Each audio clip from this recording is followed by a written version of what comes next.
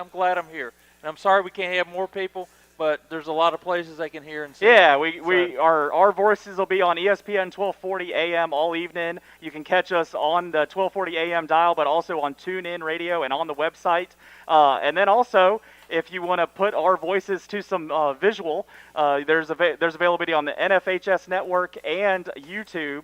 Those links are out there, so you'll hear us either way, but there's some options for you to be able to see it, and we're excited to bring it to you every different way we can. They can do surround sound. They can have the radio, the TVs, I mean, the whole 9 yards. You can go from room to room with Leland and Bill. And this isn't the only big game of the night. Sure, No. This is two undefeated teams matching up for a district title, but up the road, Buffalo Gap Bison are hosting the Fort Defiance Indians. Buffalo Gap Bison are playing for a playoff spot there. That a week ago, you'd maybe be surprised at that. That loss to Wilson a couple weeks ago, you thought that might have knocked them out. But the way the PowerPoints play out, Buffalo Gap has a chance. It's kind of like the old college BCS thing. You're just waiting for the computer rankings to come out to know what the scenarios are. But, yes, we saw Fort last week. We did that game at Wilson. Wilson looks really good, much improved. Obviously, the week before, Wilson went to Buffalo Gap, and what we thought put possibly an end to the Bison playoff hopes. Yeah. But,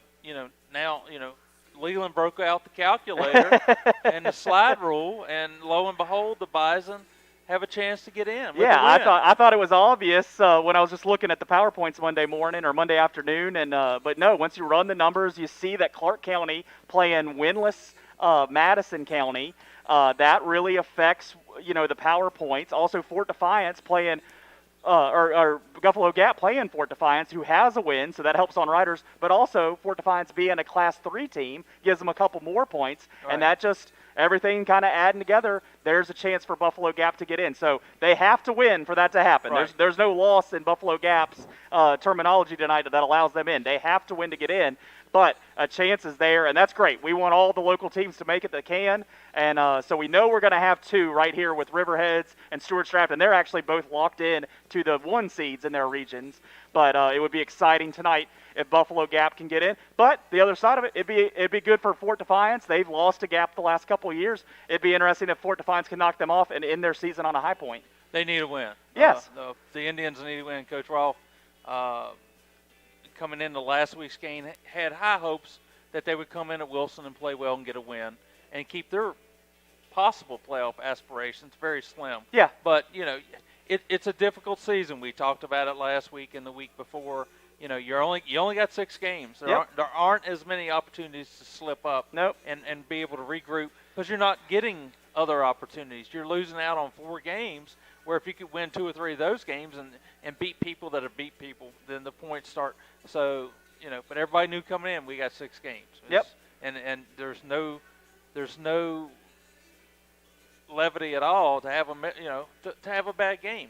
And and I look at Wilson and I'm really impressed. And that's where we're going. Wilson's hosting Stanton tonight, and it's a chance for Wilson to end their season on a high point, end 4-2 on the season, which is an incredible game for a 6-game record to not even really be sniffing at the playoffs. Right. But what an improvement out of that team. A 2-win team last year, 2-8, to go to 4-2. That's just kind of reversing your record right there. And I'm going to get off on a little bit of a different tangent here about records. Teams being 4-2, 2-4. You're going to have 2-4 teams possibly get in the playoffs and a 4-2 team not get in the playoffs. You might see a 5-1 team not make it. Yeah. So my question is, do we have too many classes? Yeah. And that's a touchy subject for a lot of people. But the system needs to be tweaked a little bit. So my gosh, if you have a 4-2 season, if Wilson were to play a full season and go 7-3 and not make the playoffs, we know that's happened. But we've also seen teams that win 0 games, 1 game, 2 games. Yeah. Make well, the they're in playoffs. Class 1B. Yeah, we know that. Yeah. Yeah. I mean, that's what. I don't know how you tweak the system. It's tough because you can look at it the other way. You talk about a team like Riverheads, and they are one of the bigger, not the biggest team in Class 1, and they're so successful.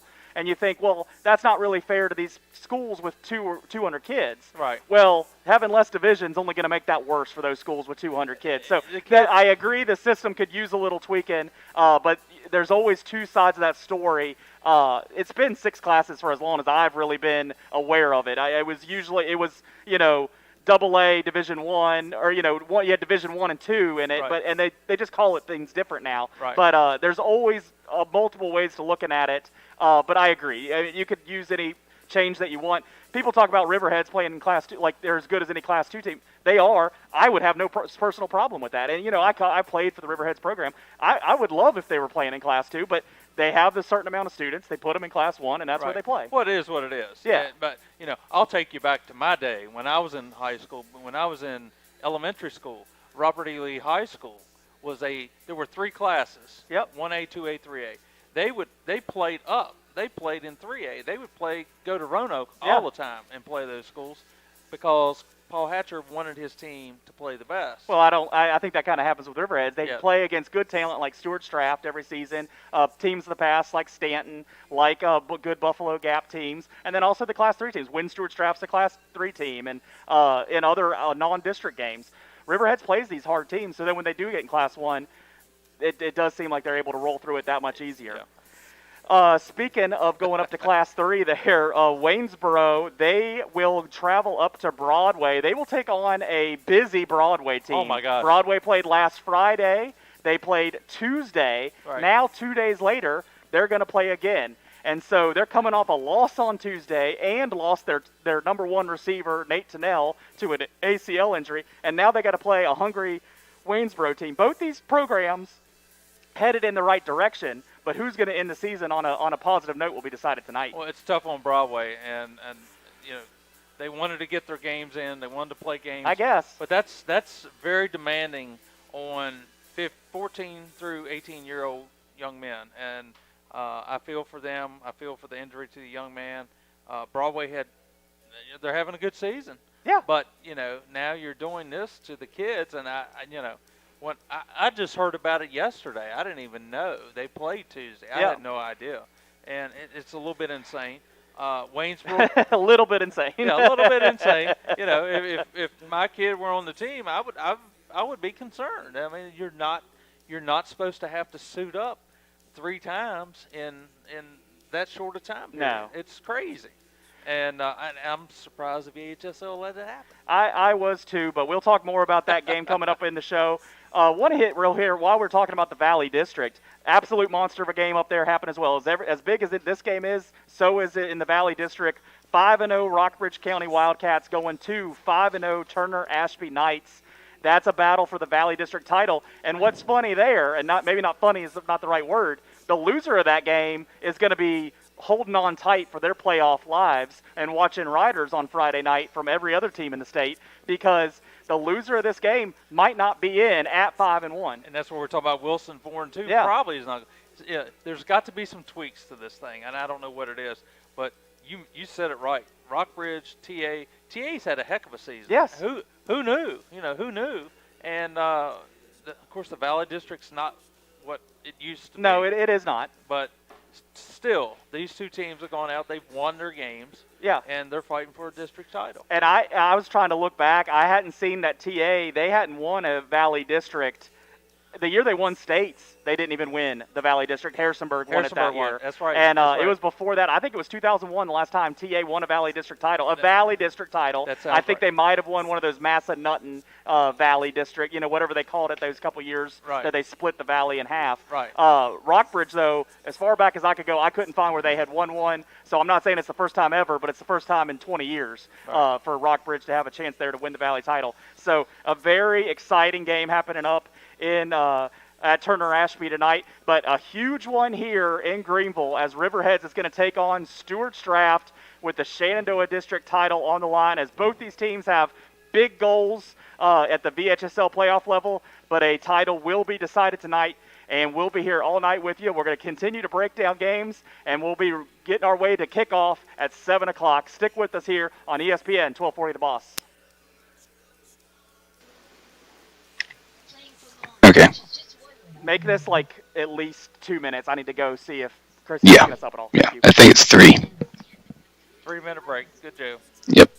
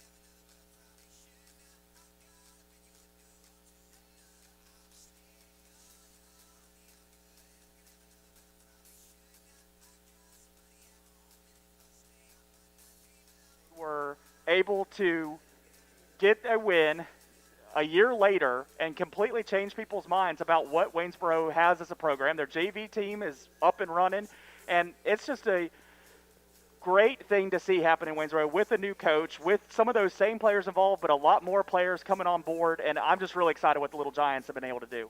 I think the tough thing this year with fighting COVID, getting kids in on your preseason program, being in the building, recruiting kids to be a part of your program, Yeah. and not having that opportunity. How many kids are virtual? How many, Coach Jarvis, I think every coach out there in every sport deserves Coach of the Year this year for everything they've done. Honestly, my wife's a teacher. I can tell you, if people don't know, they don't know what they're going through. Yeah, they're not lazy teachers, are they? No. And they're, but Coach Jarvis, to change a culture, to change perception, you can do everything you want to do. You can lift weights. You can go to, Gettysburg, remember the Titan stuff. But if you don't win football games, ain't nothing going to change. Right. That's point blank. But those kids now know they can win. They got, Michael Smith might have kids in his PE class now who aren't playing football. And he's like, see, I told y'all. He said, I'm a senior. Y'all got to go out next year and carry it on. That's how it starts to domino effect and build up. And you got to start somewhere. It just doesn't start from scratch. We're sitting here at Riverheads High School 3 years before they went 10-0 and their first undefeated season in 20 years. They were an 0-10 football team. And It's got to start somewhere. And it starts with a win here, a win there, and then they build on top of each other. And we'll see what Waynesboro is able to do.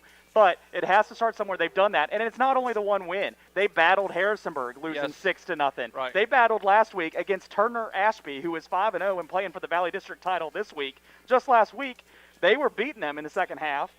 TA was able to win that game by 11, but it was right there in front of Waynesboro. So not only in the win has Waynesboro proved a lot, even in some of the losses, and you're here to win football games, but when you're a program that's worried about even being a program, if you're battling in games, that means a lot. That gives your guys hope, and it has to be commended what they've been able to do. Well, as a coaching staff, you realize you go out and, you might lose a game like they did to Rockbridge 38-6, but you got to look at each quarter. You got to say, well, what did we do good here? Right. The Harrisonburg game, great effort.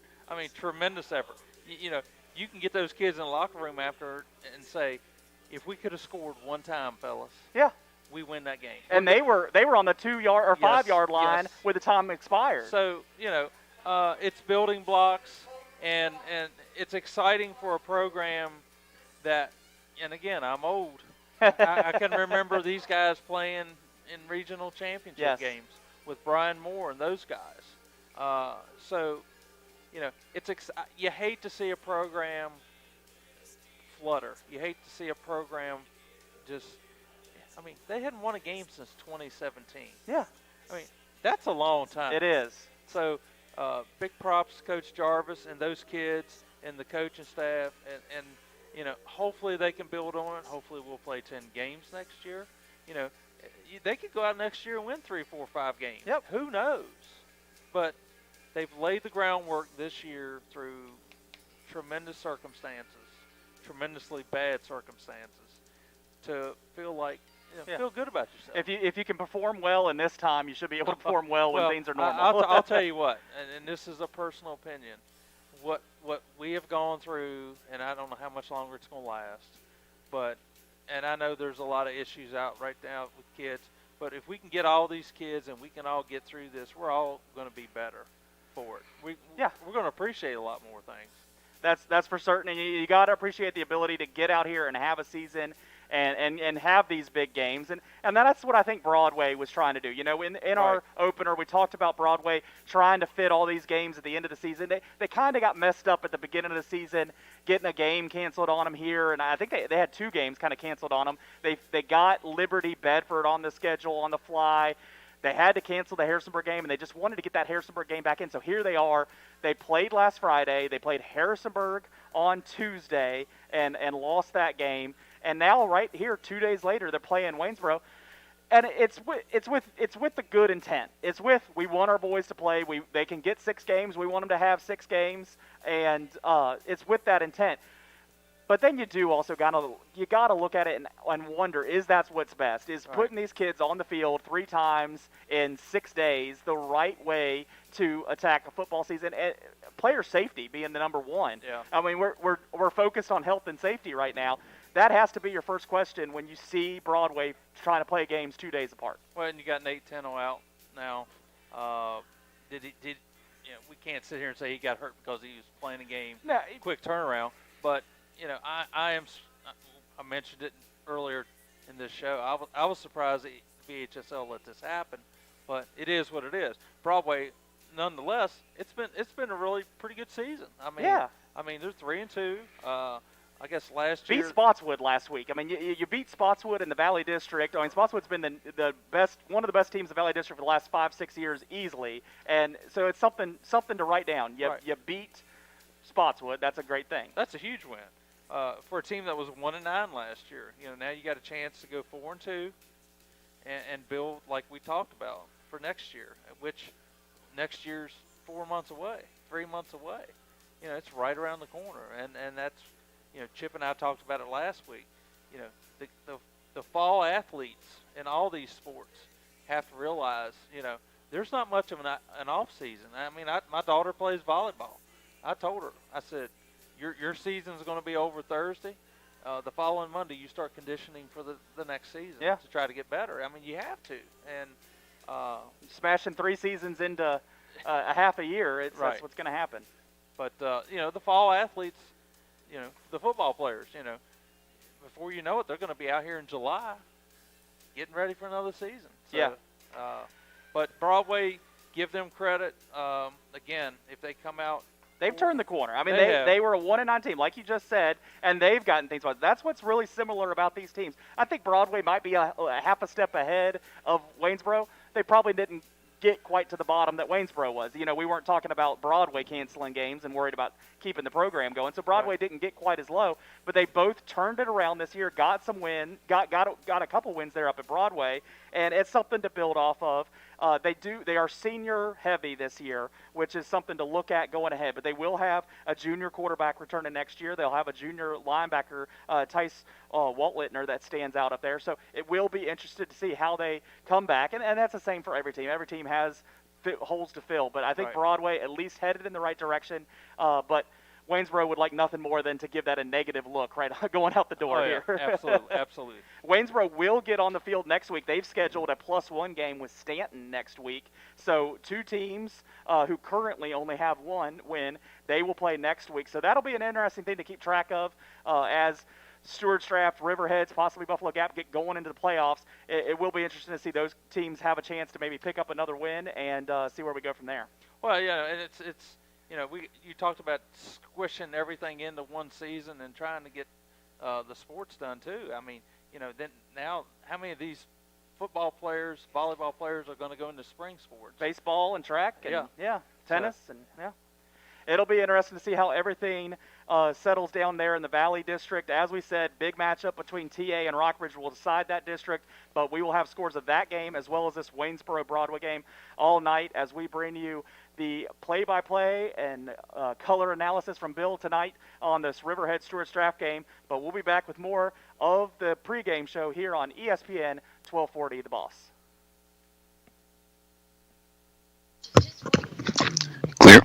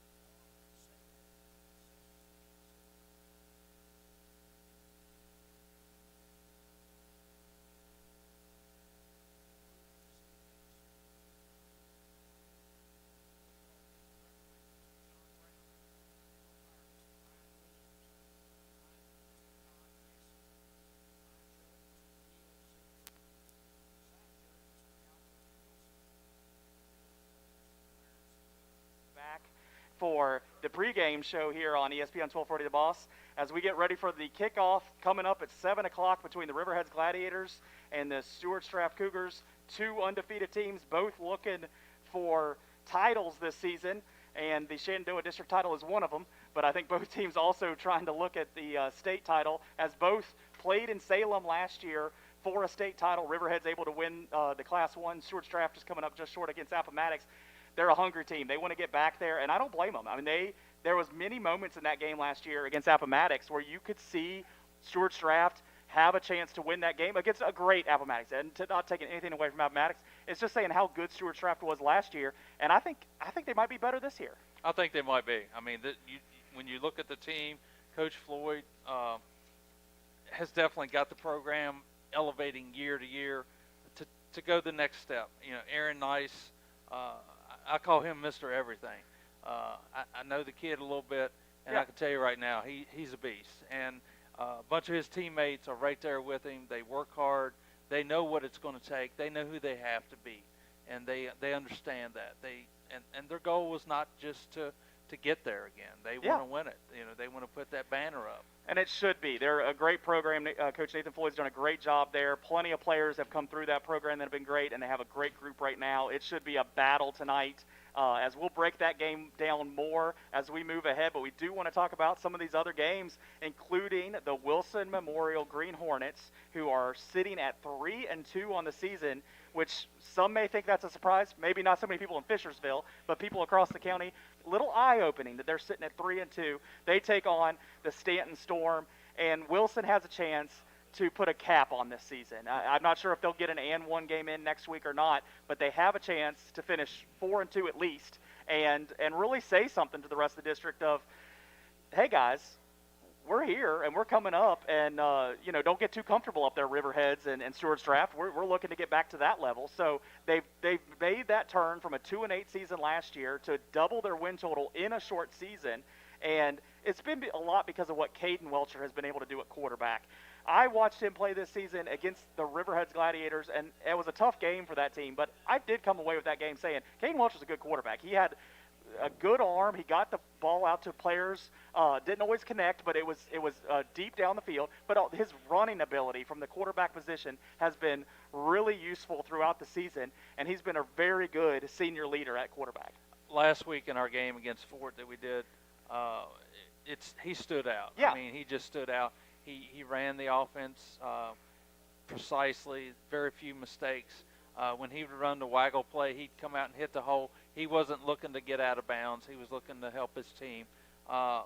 Passing-wise, I was impressed. You know, when a high school kid can throw a square out to the numbers 20, 30 yards down the field on a dart, that's pretty impressive. The only thing, if you're Coach Bugden, you'd like to see a junior beside his name instead of a senior. But that's not the case. But, you know, the running backs they have, some of the skill guys are coming back. And the guy tonight, I mean, the guy last week that I saw, and tonight will be a key for Wilson to get that win, is going to be the freshman, Ryan Mundy. Yeah. I mean, that kid, he's a hoss. Yeah, he has a good size frame. Yeah. He can bring in the passes that are coming out to him, and then he can get downfield after he catches them. And he's a hard ball to bring him down. Well, he ran the ball out of the wing position really well last week, and I think it surprised some people. I don't think he had done that a lot, but you just got to have opportunities. And as a freshman, you don't expect that normally, but the future looks bright. Coach Bugden and those guys are trying to do it the right way, and of course, I'll say it 100 times, they need a full season. They need the full, and it's good things going on at Wilson. And they've done the most with the opportunity given to them here, and that's a great sign from a first-year coach to come into a program, have your schedule and your normal upended from you, and do better than expected. Right. And so that's really commend Drew Budgeon there. Winning at Fort Defiance last week, great. That win a couple weeks ago at Buffalo Gap is probably that difference of surprising people and having a good season to, hey, a surprising good season. And they did that. They dominated that game at Gap. It wasn't a blowout, but they got ahead and they stayed ahead. And when they needed to, they scored that, sealing touchdown by Caden Welcher to wrap that game up and establish themselves as that kind of that next best team in the district behind the two that we're going to call here tonight. Well, the Gap game was a springboard for last week, and which is continuing into this week. and if there's an and one game or next year, whatever it is, Wilson's on a roll. Yeah. Wilson's on a roll. Unfortunately, Stanton isn't.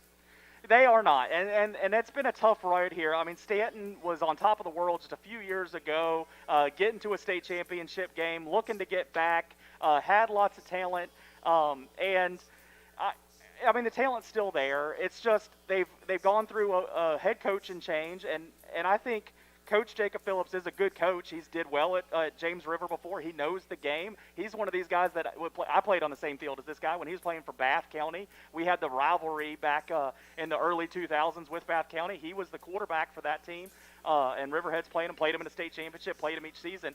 I think he's a good coach. It's transitioning into making it his own program and playing the type of football that he wants to play, and it just hasn't meshed yet. I think he's had trouble with consistency at the quarterback position, and also consistency with receivers catching a ball. I know against the Stanton game against Gap, that was the difference in the football game, was the receiver's ability to just catch the ball that was thrown to them. And if they just catch a couple of those balls, that's a much different ball game. Maybe Buffalo Gap still wins it, but it's a much different ball game. Now, I know a lot of people have had some Stanton people who support the program there and have relatives on the team, and I'm hearing also that a lot of kids didn't play this year that have played, but because of COVID, their families chose not to play. I think that's probably happened a little bit everywhere, but they're saying it's a lot there, and they think it's going to be a turnaround season next year. They said don't count them out. They think that we can still see big things from them, but it's been a tough year for the Storm. Yeah, and I do very much hope for them to rebound. I mean, we call the local games, we want everybody to be good. Teams got to lose every single week. Somebody's got to lose. Yeah. But we do root for these teams, and maybe tonight they find a little success against Wilson. This is an old rivalry game. This is games that, Stanton had a long streak of beating Wilson, and then Wilson finally overcame that, and they've kind of run on that for a while. But it'll be interesting to see if Stanton maybe can find some success against Stanton tonight. Will they do that with quarterback Walker Darby? They also have another quarterback that they play a lot, Caden Jackson out at receiver, Rickavon Carey. Those guys have to have big games tonight for them to make an impact against Wilson, and it'd be interesting to see if they're able to do that. But also, they're the other team that I talked about against Waynesboro. They get that and one game already on the schedule to play Waynesboro next week. So I'm excited for this team to not only play tonight against Wilson and maybe, see what you can do against Wilson, but also next week against Waynesboro. You have these last two opportunities, not against Riverheads, not against Stuarts, against teams that are within reach and distance of what they're trying to do, and maybe they can come out and find something positive. Well, you want your kids to be able to compete. Yes. Before you can win, you have to compete. Exactly. And that's where Coach Phillips is. It's been a long time since they won that East Rock game. That was the first game of the season. So, a lot of these guys, you go out and beat your head against your fellow teammates in practice and go out on Fridays and get beat. It gets discouraging. But now, there's another opportunity. This week there's an opportunity. Next week there's a good opportunity. So, Coach Phillips got to, circle the wagons a little bit here, keep everybody up, and try to end on a positive note. So Wilson and Stanton not exactly playing for playoff positioning by any means, but still playing for a lot over there in Fishersville tonight. But a game that does involve some playoff positioning, Buffalo Gap hosting Fort Defiance. Buffalo Gap, they lost a couple weeks ago to Wilson. People thought, now they really got to beat Riverheads the next week. That didn't happen last week. So you thought Gap might just be out of it, but once you start adding up the power points, Buffalo Gap has a chance, and it starts with a win tonight against Fort Defiance. You broke out the calculator and slide rule, I guess. I had it's an abacus. I had written off. I had written the Gap off, and I'm glad they're not written off. There's a lot of good kids out there: Tanner Rivenberg, Curtis Lowe, and those guys. The Hildebrand boys. Hildebrand boys. Can't leave them out. They've got something to play for, and shame on me for writing them off last week. But Gap, you talk about tradition. Buffalo Gap just always seems like they got a pretty good football team. Yeah. Yep. I can't remember them ever having bottom of the barrel, if you will, and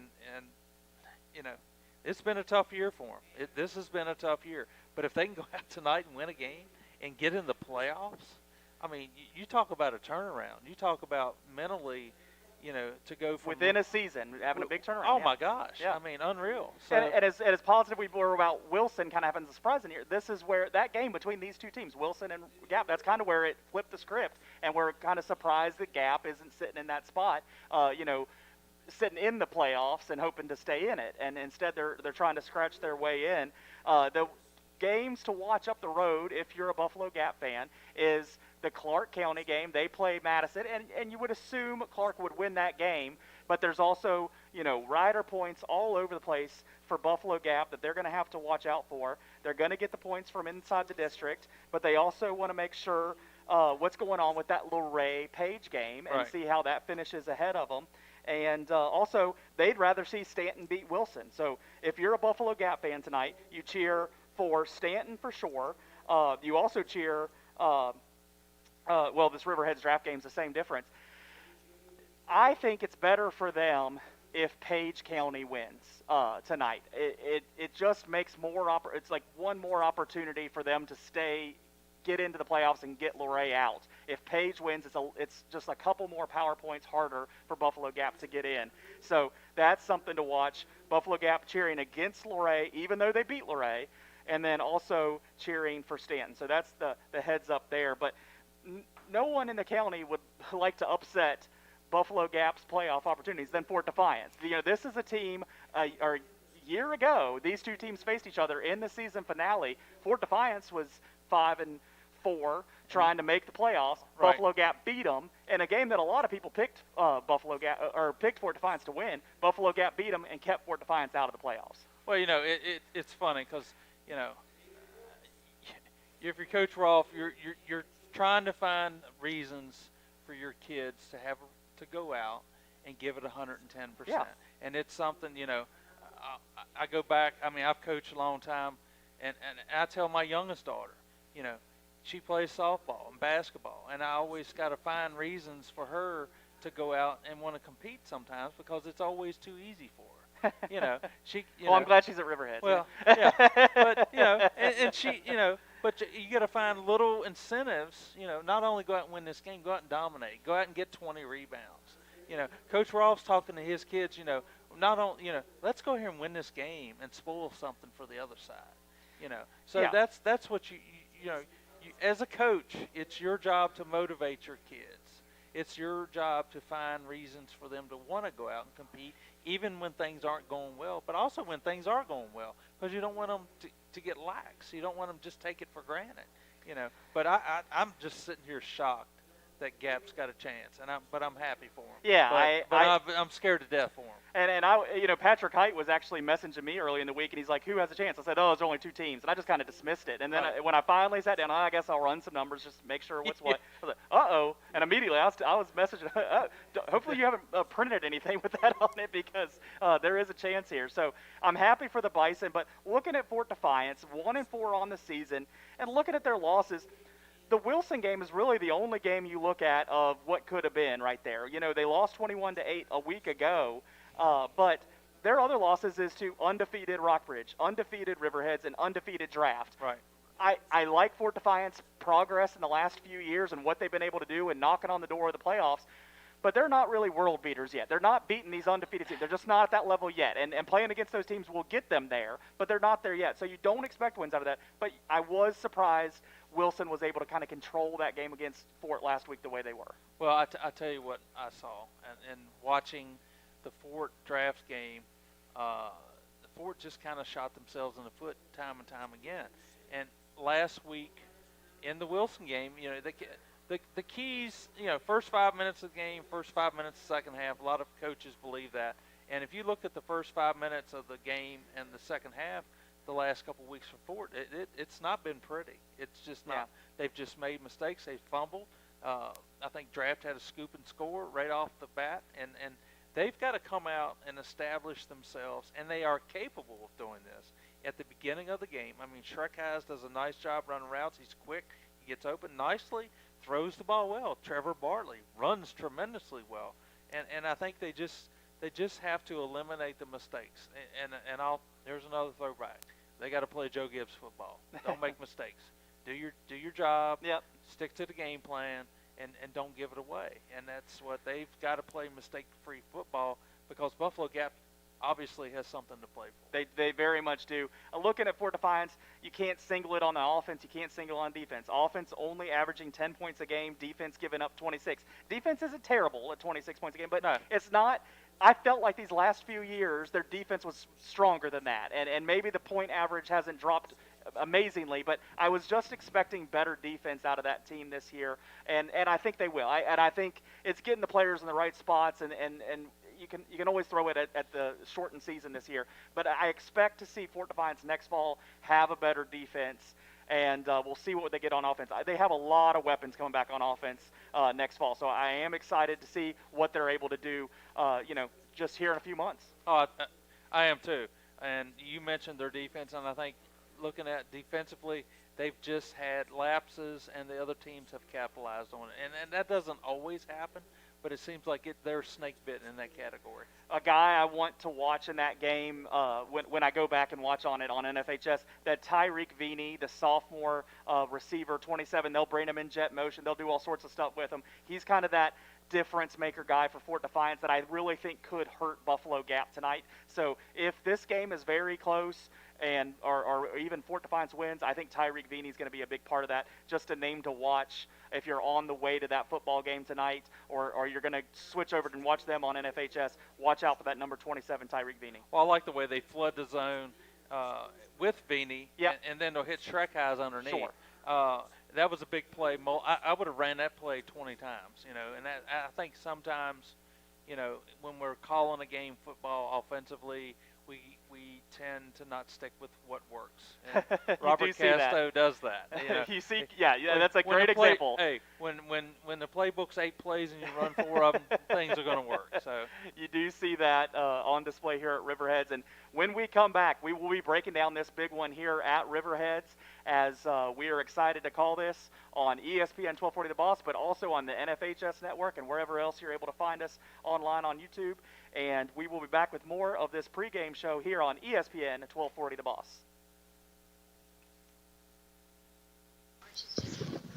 Okay.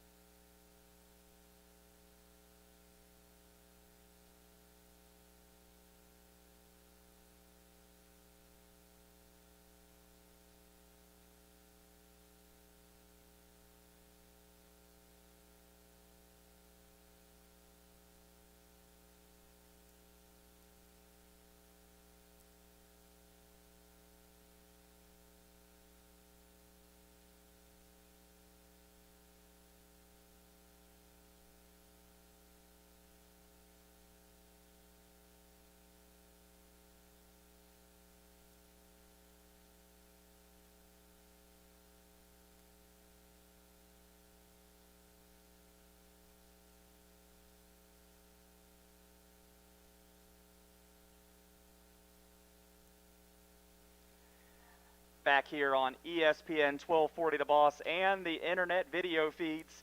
And we are here at Riverheads as the Gladiators get ready to take on the Stuarts Draft Cougars. Both teams undefeated, both looking for a Shenandoah District title, and both looking to move on from this as one seeds in the playoffs, as they both will win or lose.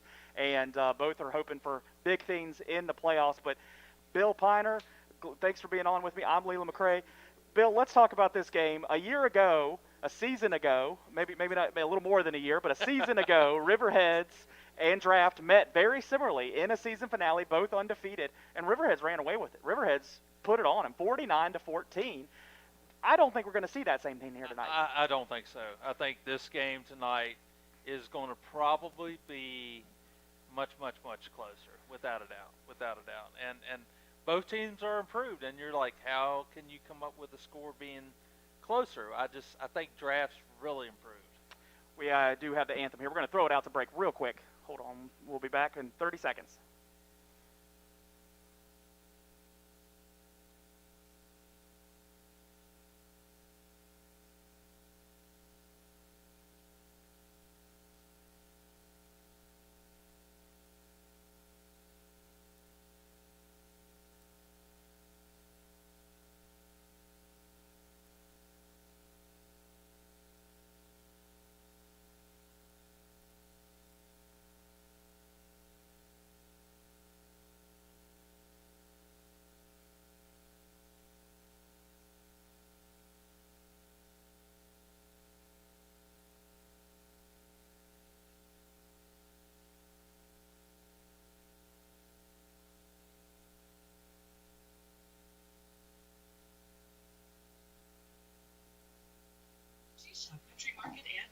Anthem's done. Back here on the NHS video feed, we want to thank sponsors Dave Brooks Electric, Southern States Augusta Petroleum, and Charlie Oba Auto Group for being sponsors and allowing Riverheads to get the game feed going on here through the NFHS network. And those are great sponsors. Make sure you are contributing to them helping high school sports in the area.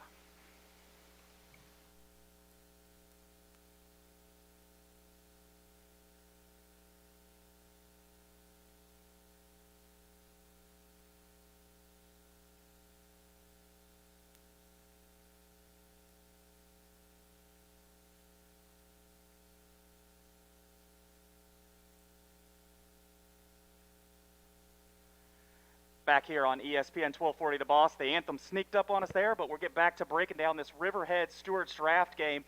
And like I said, Riverheads a year ago really ran away with this ball game. I think Stuarts Draft's a better ball club this year, but I think Riverheads might be as well. So I think this game could go a bunch of different ways, and I think very early in this ball game it's going to be important for teams to establish themselves. Is it going to be a defensive battle? Is it going to be an offensive shootout? Or is it going to be somewhere in the middle? I think the answer's somewhere in the middle, but I think we'll get a feel for that as this game gets going. Well, sitting here looking at the Stuart Draft band flags flying quite briskly west to east, and, what factor is the weather going to have tonight? We've had some snow showers. This should be a November football game, and the weather's decided to come back and get back on the page here for a November weather-type football. Little snowflakes going through the air. Yeah, here on April 1st. But, this game could go a lot of different ways. It could go sideways for Draft very easily, because if you get behind Riverheads and you try to press,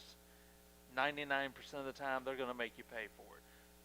The key for Draft is to try to stay close, try to stay ahead, try to keep the Riverheads defense off balance. I'm excited to see how good these defenses really are, because Draft's defense all year long, they've preached it and talked about it, about how good they are. They've only given up one score all season basically, and Riverheads obviously has dominated most of the schedule. So it's going to be interesting to see what happens. We're not making a prediction quite yet, though, right? No, we're not quite at prediction time yet. But yeah, I think the Stuarts Draft team very great on defense, and I think these last couple of years we might have known those defensive names better than this year, but I still look at Jaden Watkins. He was a heck of a player last year. Right. You look at Dustin Fitzgerald. He was a heck of a player last year. Formby at linebacker, a heck of a player last year. So they still have a lot of those pieces that we knew from last year. You're missing some big names, and some not all of them playing. Will Jones played down in Florida. Going to go to Virginia Tech, so he's made a great decision for himself. But imagine how much better this defense would be even with him on there. Right. But they're dangerous as is. They've been not only allowed one touchdown this entire football season. That's incredible. Well, I think they've bought in, not to interrupt you, but they've kind of bought in more of a team defensive concept too this year. They've tweaked some things. I think it's going to be an awesome game. As Riverheads gets ready to come on the field, well, let's talk about these Gladiators. Of course, you talk about Zach Smiley when you talk about these Gladiators. 11 touchdowns on the season. The senior leader at running back, him and Cy Cox, both seniors, doing a great job. But we'll talk about Zach all night. Noah Smiley, brother, playing fullback, does a great job. He has, 3 touchdowns of his own on the season, but also the freshman, Caden Cook-Cash, kind of that first running back off the bench, coming in there. 7 touchdowns on the season. He's had a touchdown in every single game this season. I'm really excited to see this player play for the next 4 years because he already looks very special. Well, Riverheads has always had a bevy of backs. They've got a couple bevies this year. I mean, there's 6 guys that can carry the ball and be productive. Bennett Dunlop does a nice job running the offense. Cy Cox really has just impressed me. Watching him, I mean, he makes the most of his carries. He does. Last week, I believe he averaged 19 yards a carry. The week before, he averaged 15 yards per carry, or maybe inverted those. But he makes the most of his touches. Yeah, and obviously Zach Smiley's the guy. He's the senior. He's done it. He's led this team for years now. But you throw in these other guys when you're keying on Zach. And Cy gets the ball, and Cash, and that's why they are who they are, And then we talk about Stuarts' draft defense, kind of focusing on them. But look at this Riverheads defense. A lot of those guys that we talk on offense, Zach Smiley, Cy Cox, Caden Cook-Cash, those are the linebackers, and they do a heck of a job getting to the point of contact, getting in the backfield, causing chaos. Robert Casto, he has a 31-game winning streak at stake tonight. Their eyes are ahead at a state championship. But you can't tell me it doesn't mean something to win a Shenandoah District Championship, also win this game against a rival from right up the road. Well, draft has tons of weapons. Aaron Nice, Fannin Vance does a nice job running the offense. Rothgeb running the ball. Watkins catching the ball. It's impressive. It's impressive. So who you got? I'm going to go Riverheads with the win, less than a score. Do you want an actual score? Give me a score. 30-24. 30-24. That would be a great one to call. It's hard to pick against Riverheads since I'm a homer. But I'm excited about a good game. Either team can win this one. I never pick against Riverheads, so there's my answer. But I think we're in for a great action as we are ready for a kickoff here on ESPN 1240 The Boss as it goes deep to Caden Cook-Cash as he's going to come down the middle of the field and get all the way out to the 30-yard line on a deep kick and bringing it out to the 30. Nice job there on the kickoff, pretty deep. Decent coverage for the Cougars there. Trying to pick up the number there of the tackler. I missed that. But you're trying harder than I am then. But I good. Dude, I played special teams. I'm going to give them props. So good return there by Riverheads to get this drive started at the 30. As Dunlap's under center, and he's going to take the snap and give it to his fullback on the first play of the football game as he goes up the middle fighting for some yardage, and he's going to get about 3. Good job there by the draft defense. Looks like the interior of the line kind of clogged things up, and I'm looking for numbers for these guys.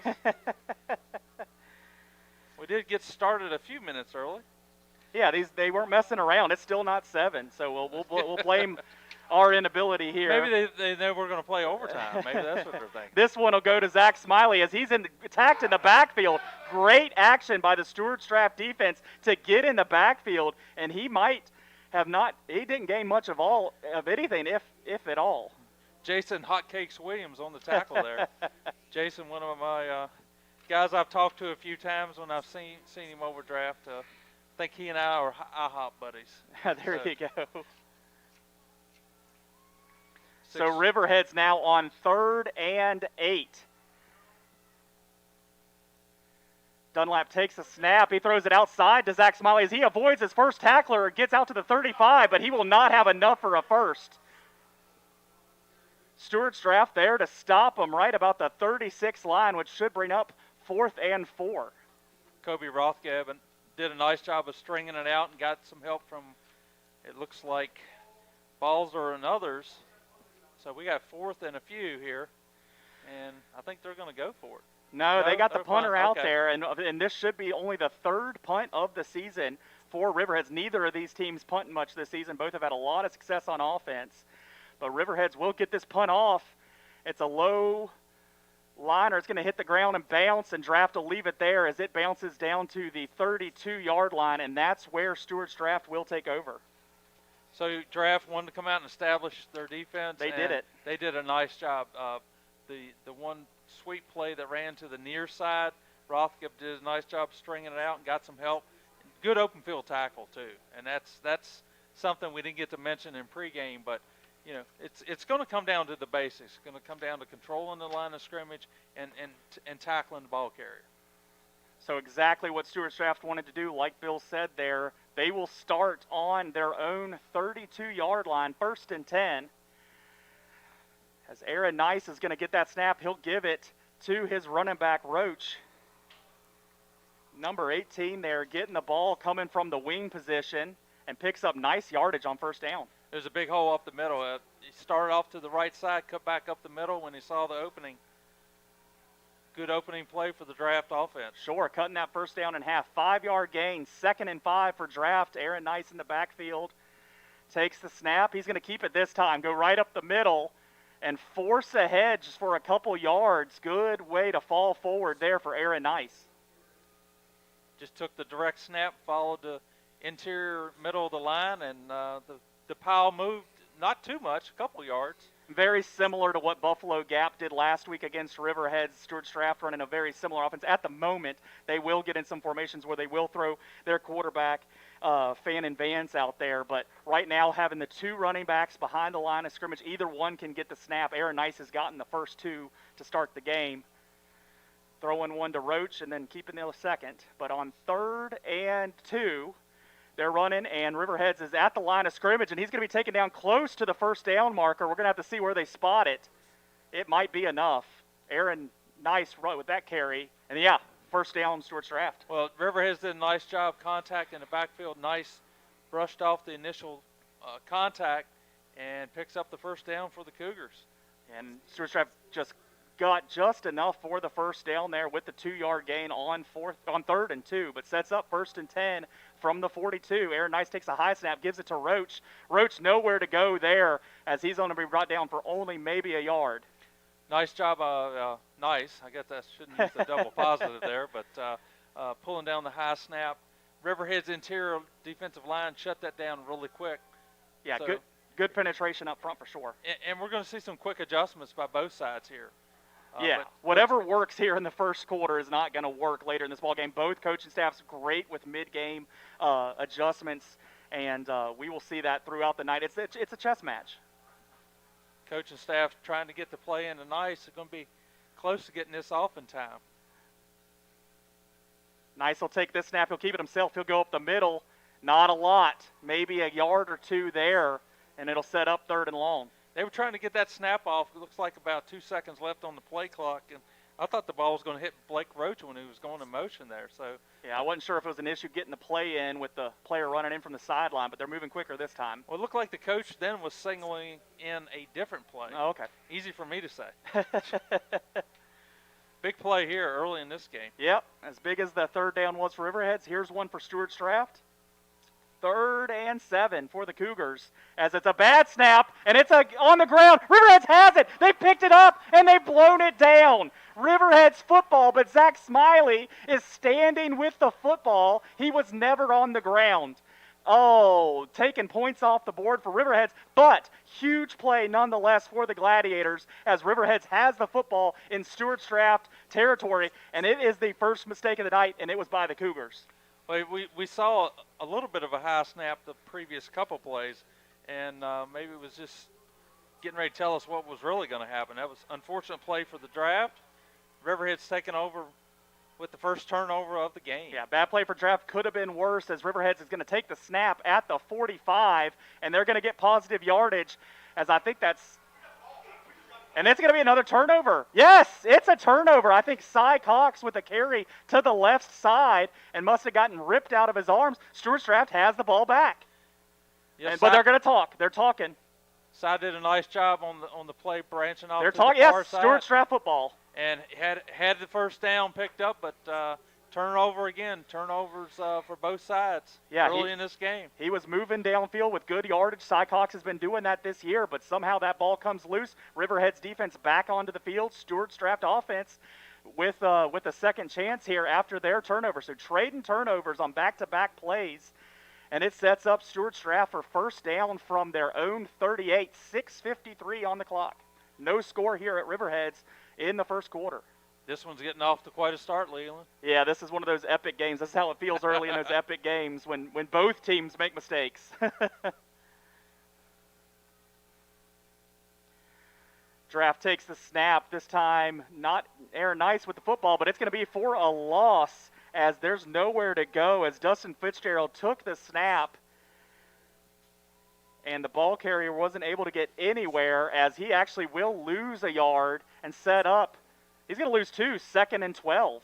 Great penetration up front by the interior of the defensive line for Riverheads, and Landon Leitner came in and kind of finished up the play as Nice took the pitch in the backfield. Yeah, I think Noah Smiley in there causing chaos from the end position. Stuarts Draft, 2nd and 12. Shotgun snap with a man in motion. Aaron Nice keeps it himself, tries to go up the middle. Not a lot, but does get past the original line of scrimmage beyond the 40 to the 41. He's done a really nice job of picking up positive yardage when it didn't appear like there was anywhere to go on the play. Sets up 3rd and 7 for the Cougars. Another big third down play. Again, for both teams. Big time for the offense, big time for the Riverheads defense. And this game has been played between the 35s at this point. There was the outside carry by Zach, but it got stopped really short, forcing that Riverheads punt. Draft more spread out here with 2 split to the left, but Aaron Nice is going to keep it up the middle, try to take it to the weak side, and he's going to get a first down. He battles off contact, taking off 2 Riverheads defenders, gets beyond the 50. He has a first down, and he's into Riverheads territory. Aaron took the snap, ran to the far side, and broke multiple tackles there, and you can just see, he was not going to be denied. Riverhead's going to have to do a little bit better job of wrapping up on those plays. But he's a tough guy to bring down.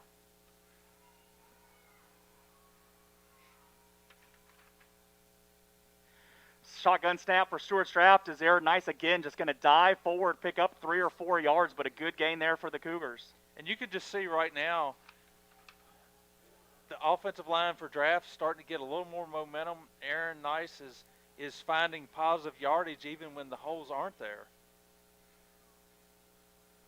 And we're already under 5 minutes here in the first quarter. It's going to be a quick game. Both these teams wanting to run the football, and as long as defense is making stops, that clock's going to run a lot tonight. Stuarts Draft getting the play call in here on 2nd and 7. Shotgun snap. Aaron Nice takes it up the middle, not a lot, and this time only gains maybe a yard or 2. Nice job there by the linebackers for Riverheads. Came up, and there were no broken tackles on that play. Much better tackling for them.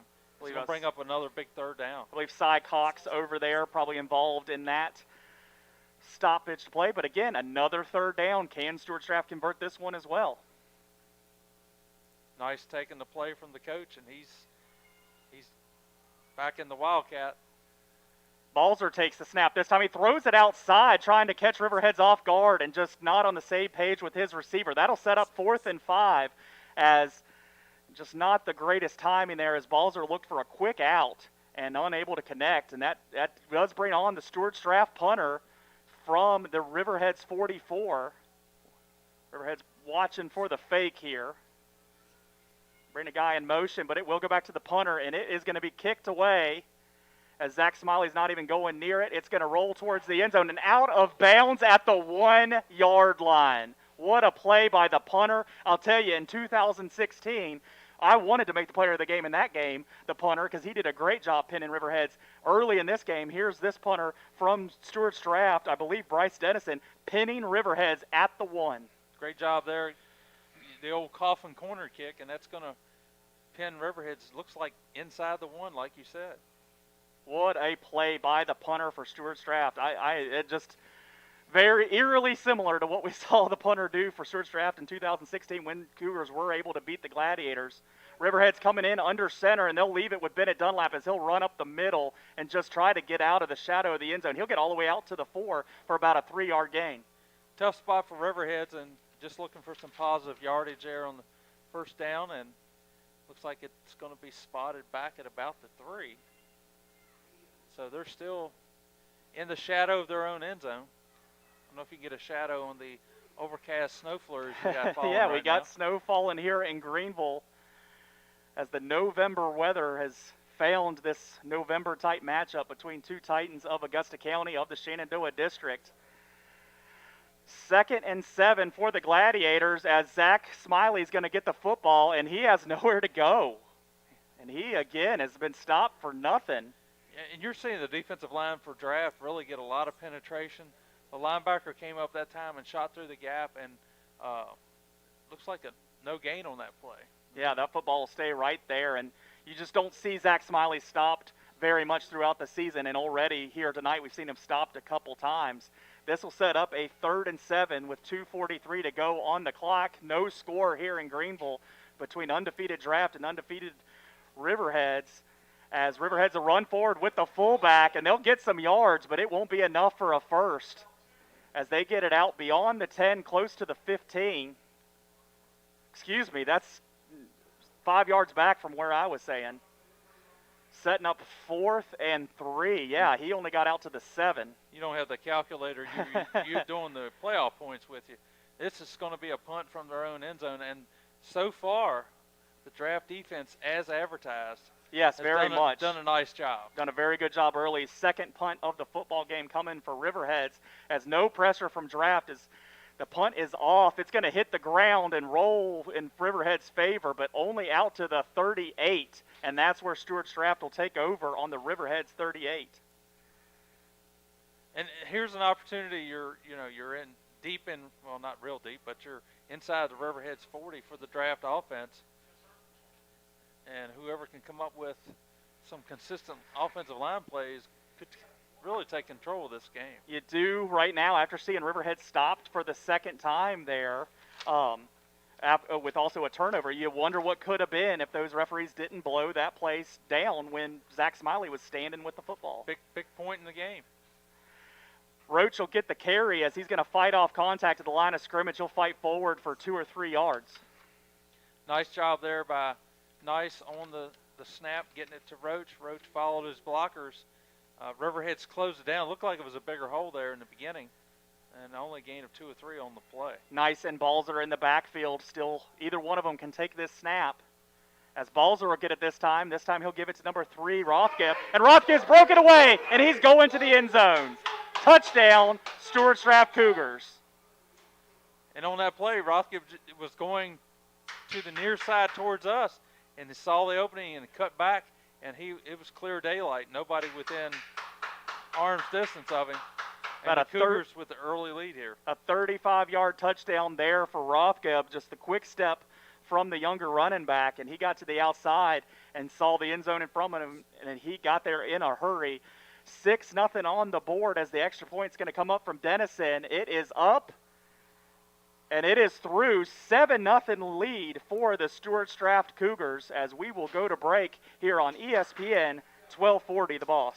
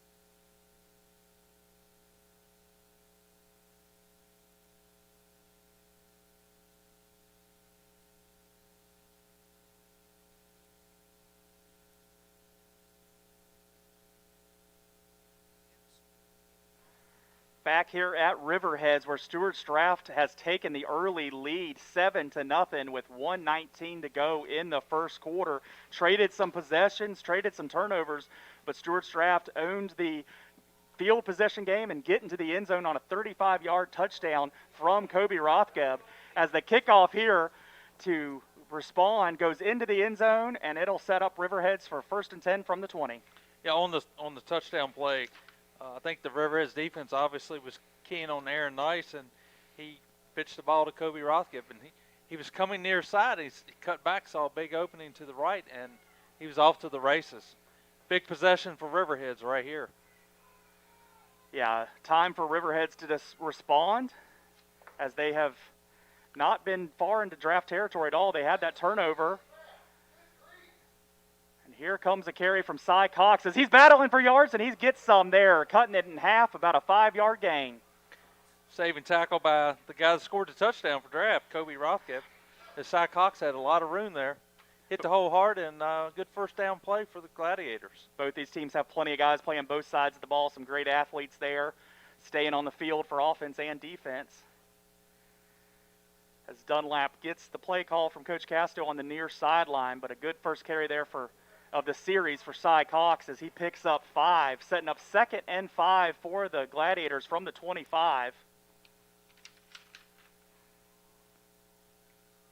As Riverheads is going to run forward there for a gain, as that is Noah Smiley, the fullback, up the middle there, and he gets it to the 28 or 29. Looks like that's 28. It's called the 28, 3rd and 2 for the Gladiators, an important 3rd down here for the Gladiators.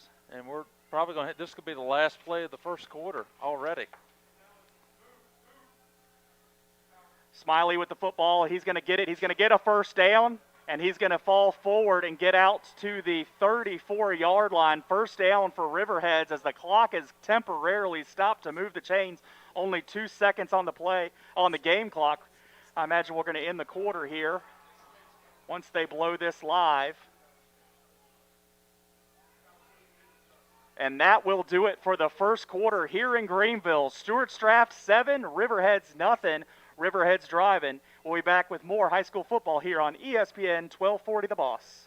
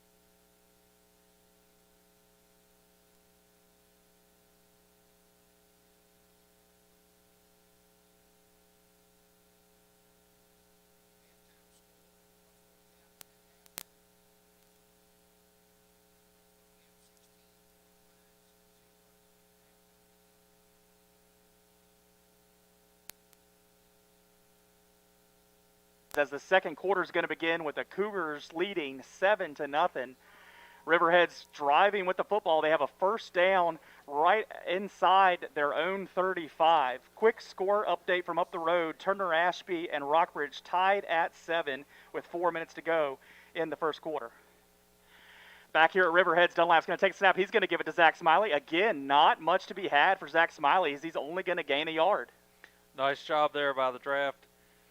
Looks like Troy Thompson came up on the hit along with Dustin Fitzgerald. And if you're Riverheads, you want to get that 3 or 4 yards of carry. Yeah. And it hadn't happened a lot tonight. Establish that Riverheads pattern here to at least get field possession back in your favor. But they'll do it here with Dunlap under center, this time given to Cy Cox coming to the near side, fighting for space. He's not going to have much, maybe 2, out to the 39. Which should set up a 3-yard gain and set up 3rd and 5 for the Gladiators. Yeah, Thompson and Howard in on the play there, strung it out a little bit. Looked like Cy was going to get a lot more yardage, but again, I think the draft defense is just a lot quicker. Solid carry from Cy Cox, but does set up 3rd and 6 for the Gladiators from the 38. Dunlap under center, as he's going to give it to Caden Cook-Cash, as he has not much space at all, getting just beyond the 40. He needed the 45 for his first down, so this will be 4th and 5 for the Gladiators. Tough spot for Coach Casto. He needs to punt. Yep, and he will. Didn't want to. He thought about it. No, he did, and he always does. But, yeah, this is a position you punt. You depend on your defense to get you a stop here and punt this football away. So, again, Stuarts draft defense gave up 1 first down and then shut down the Gladiator offense. Caden Cook-Cash punts this ball high in the air this time, as it's going to bounce in Riverhead's favor again as it goes inside the 30 down to the 37. But Stuarts draft with the football. Stuarts draft defense did a great job there. The bend don't break, and this is just hardly a bend. They gave up the 1 first down and then quickly got back to quick stops of this Riverheads offense, setting up 3rd and longs, which it makes Riverheads uncomfortable.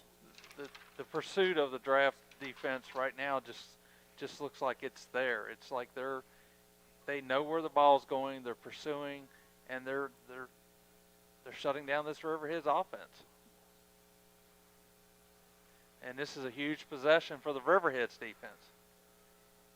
First down carry from Stuarts draft. It's Aaron Nice. He's going to come to the near side and maybe get back to the line of scrimmage as they start this drive on the 28. And it looks like they're still spotting it at the 28, so no gain there for Aaron Nice on a run to the right side of the offense.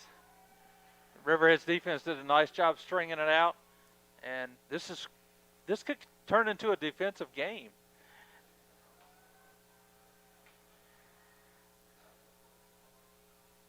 Balzer takes the snap. He's going to give it to Roach, I believe, coming from the right side as he's going to run forward for maybe 2. And if you're Coach Norcross knows that they got to watch to not over pursue again, like Rothkip, the play he scored on. A little bit of over pursuit. Rothkip cut back, and Riverheads did a nice job there being aware of the play. So Rothkip there with the carry for 2 yards, setting up 3rd and 7 for the Cougars.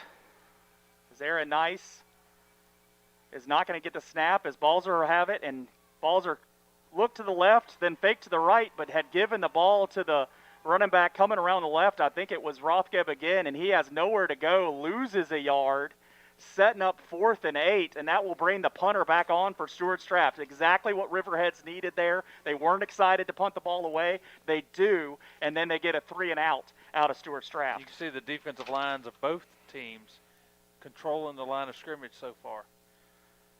Pressure coming from Riverheads, but unable to get there in time as that kick is deep. Zach Smiley's going to field it and keep that ball from rolling. Good job there by Zach as he catches it at the 48, but saves some yards. And that will be a Riverheads first down here to start this new drive with 8:23 on the clock, down 7 here in the second quarter, and they'll start this drive on their own 48. Riverheads got to get more than 1 first down, try to get a couple first downs, get into draft territory, and put the pressure on the draft defense. Dunlap takes the snap, and here comes all kinds of action in the backfield. Completely, Stuarts draft blew up the right side of the field here and got in the backfield and got Zach for a huge loss, 5-yard loss for Zach Smiley. You just do not see that often. Great job there by the Stuarts draft defense. You saw the 3 or 4 draft white helmets 3 or 4 yards deep into the backfield of the Gladiators, and that play just looked like it had no chance. Yeah, the right side of the defense blew up the left side of the Riverheads offensive line, and Zach Smiley had nowhere to go. Dunlap is going to be under center. Takes the snap, and Zach Smiley catches the pitch out to the right side. Again, nowhere to go. Lost even more. I tell you, Dustin Fitzgerald's having a heck of a game defensively for the Cougars. He's just all over the place. On the last 2 carries, Zach Smiley has lost 8 yards for the Riverheads offense. I don't know if he's maybe had 8 yards of negative carry in all season. A much better defense here tonight than Riverheads has seen all season, including the Tazewell game in the opener. And Riverhead's going to have to make a little adjustments here to find some offensive power, setting up a third and super lawn here for Riverheads as they'll call a timeout with 7:04 on the clock, and we'll go to a quick break here on ESPN 1240 The Boss.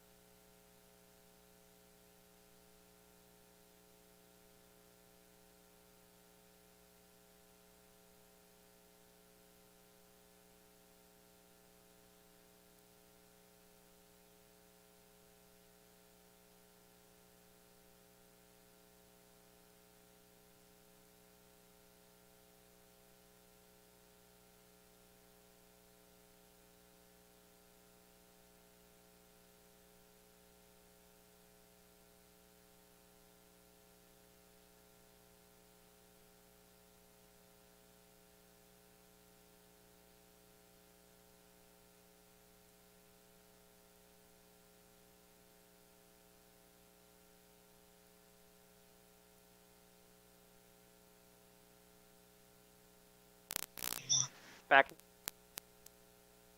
He's going to go back. He's going to pass it. He does not have time. He's dropped the football, and Stuarts Draft is on it inside the 30. Turnover for the Gladiators, and it sets Stuarts Draft up inside the 30.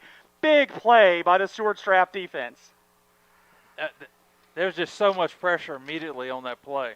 Again, the defensive line for Draft, the defense in general for Draft is just dominating at this point.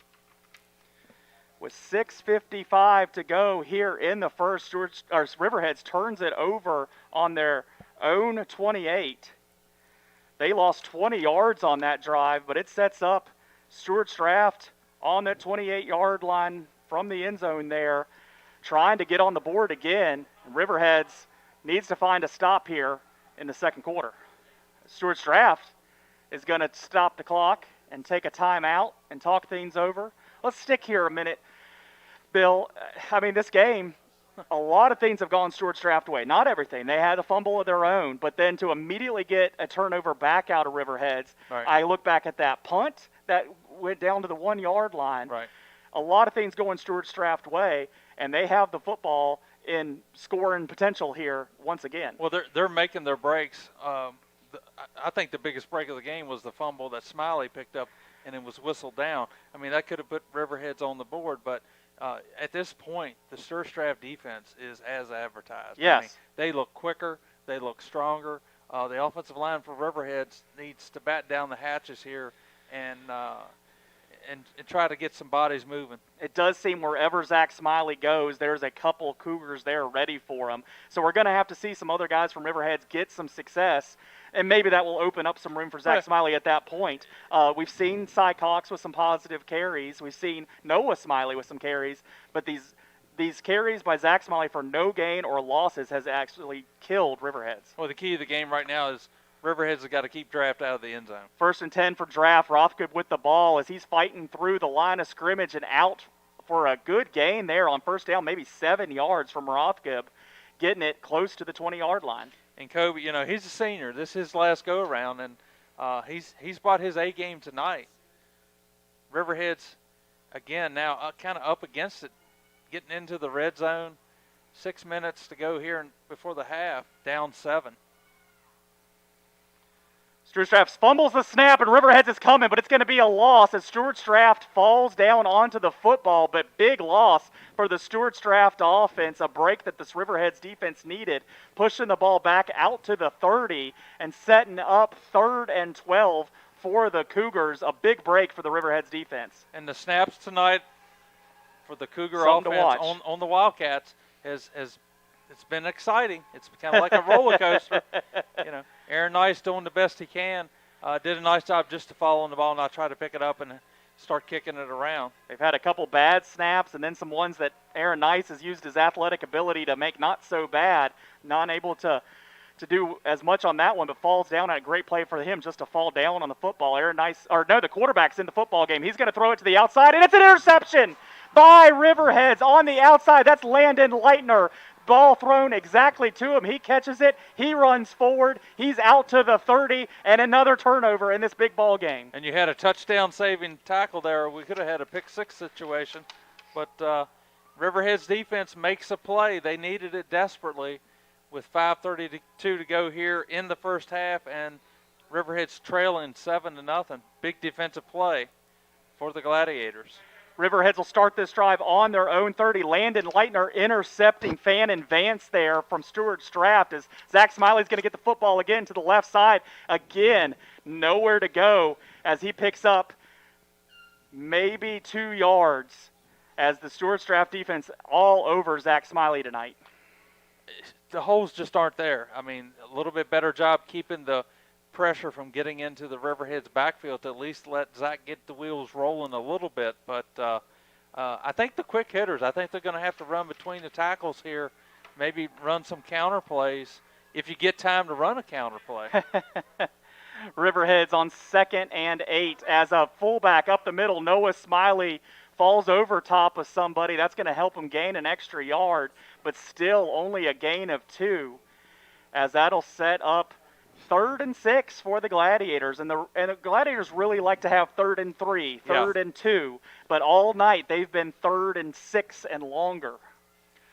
Offensively, Riverheads the line has got to hold up front enough and give them time to run their counter plays and set up the counter plays. They haven't had a chance to do that so far tonight. Big play for Riverheads right here as Dunlap takes a snap. He's going to give it to the fullback up the middle. Nowhere for him to go. About a yard gained there. And I believe it's Noah Smiley up there, the fullback, as this ball's going to get spotted at the 45-yard line, setting up 4th and 5. And that was a big play for Riverheads. They were unable to get big yardage, and they'll have to bring the punter back out. They've already punted tonight twice as much as they punted all season. If you watch draft, by the time the ball's handed to him, we got 10, 11 guys in the box for draft. This time, Joel Howard not nearly as deep as he's expecting a short punt. Cash gets that one off, and he's going to be able to return it. Howard's going to go to the left side as pursuit is on him, and it's getting closed out. As he's getting closer to the sideline, doesn't gain a lot, runs across the field trying to find an open place. Joel Howard tried to make a play there, but great pursuit by the punt coverage team there for Riverheads. Pretty good punt. Got about 3.5 minutes to go here, and if you're Riverheads, just defensively, you got to keep doing what you're doing the last couple possessions. Draft broke the big play on the counter on the cutback by Rothgibb. Looks like Riverhead's kind of made an adjustment for that play. So Stuarts Draft will start on their own 40. As you said, 3:34 to go. Riverhead's defense looking for a stop. Stuarts Draft looking for a score.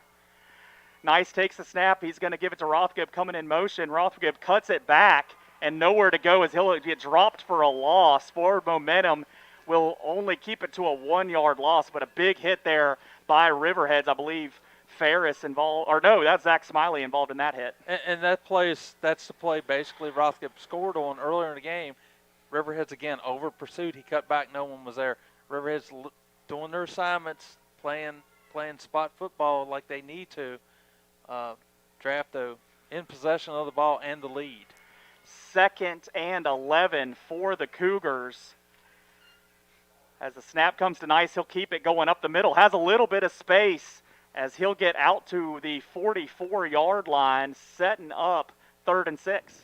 And you can see the difference in the two line plays at this point. Draft still getting 3-4 yards a pop at times, and Riverhead's just not finding it on their side of the ball, running it. Quick score update. Buffalo Gap leading Fort Defiance 16-6 with 6:08 left in the third quarter. So was that a 6 o'clock start? It was an earlier start, yes. Okay.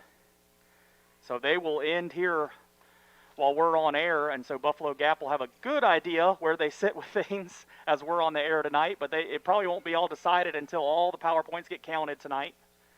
As we're going to have a timeout by Stuarts Draft here. They let the clock run down to 2:09. We'll take a break, too, here on ESPN 1240, The Boss.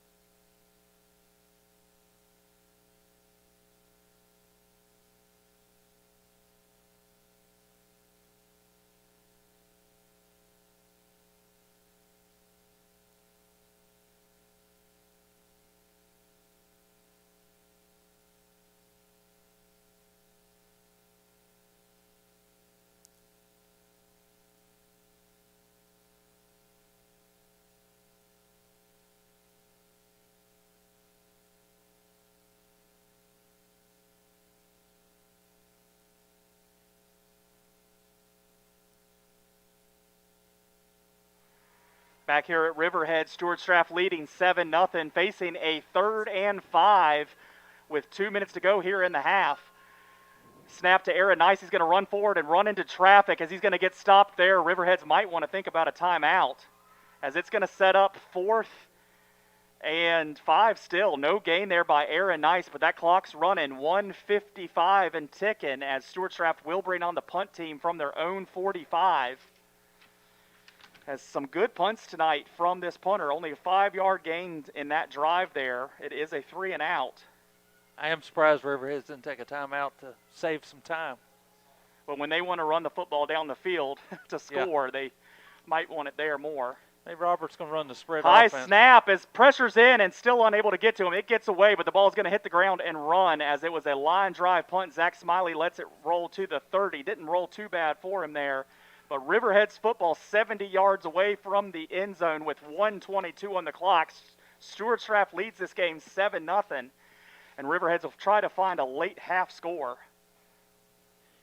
You know, one of my favorite plays I ever saw Robert Casto run it, was the old hook and lateral with Tommy Lloyd back in the day. I was around for those. Took it to pay dirt a couple times.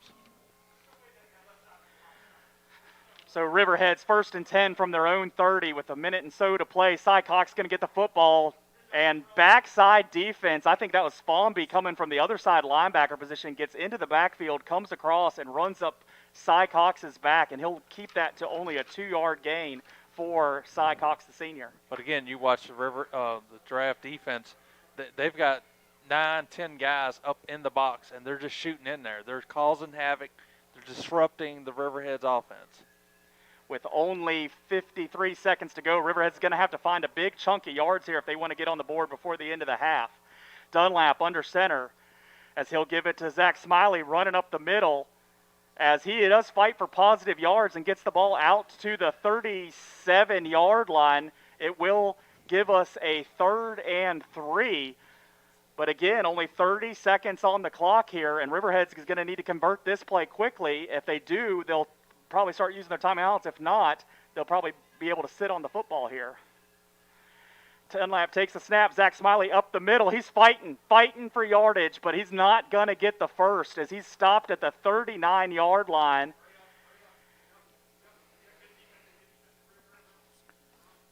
Six seconds. Riverhead's going to let this clock run. Yeah, I don't think they have any intentions of running another play. Kind of surprised draft didn't call a timeout and make them punt. It's halftime here in Greenville. Riverhead's trailing 7-0 to the Cougars. It's been a great one so far. We'll go away for a quick break. We'll be back with some halftime show.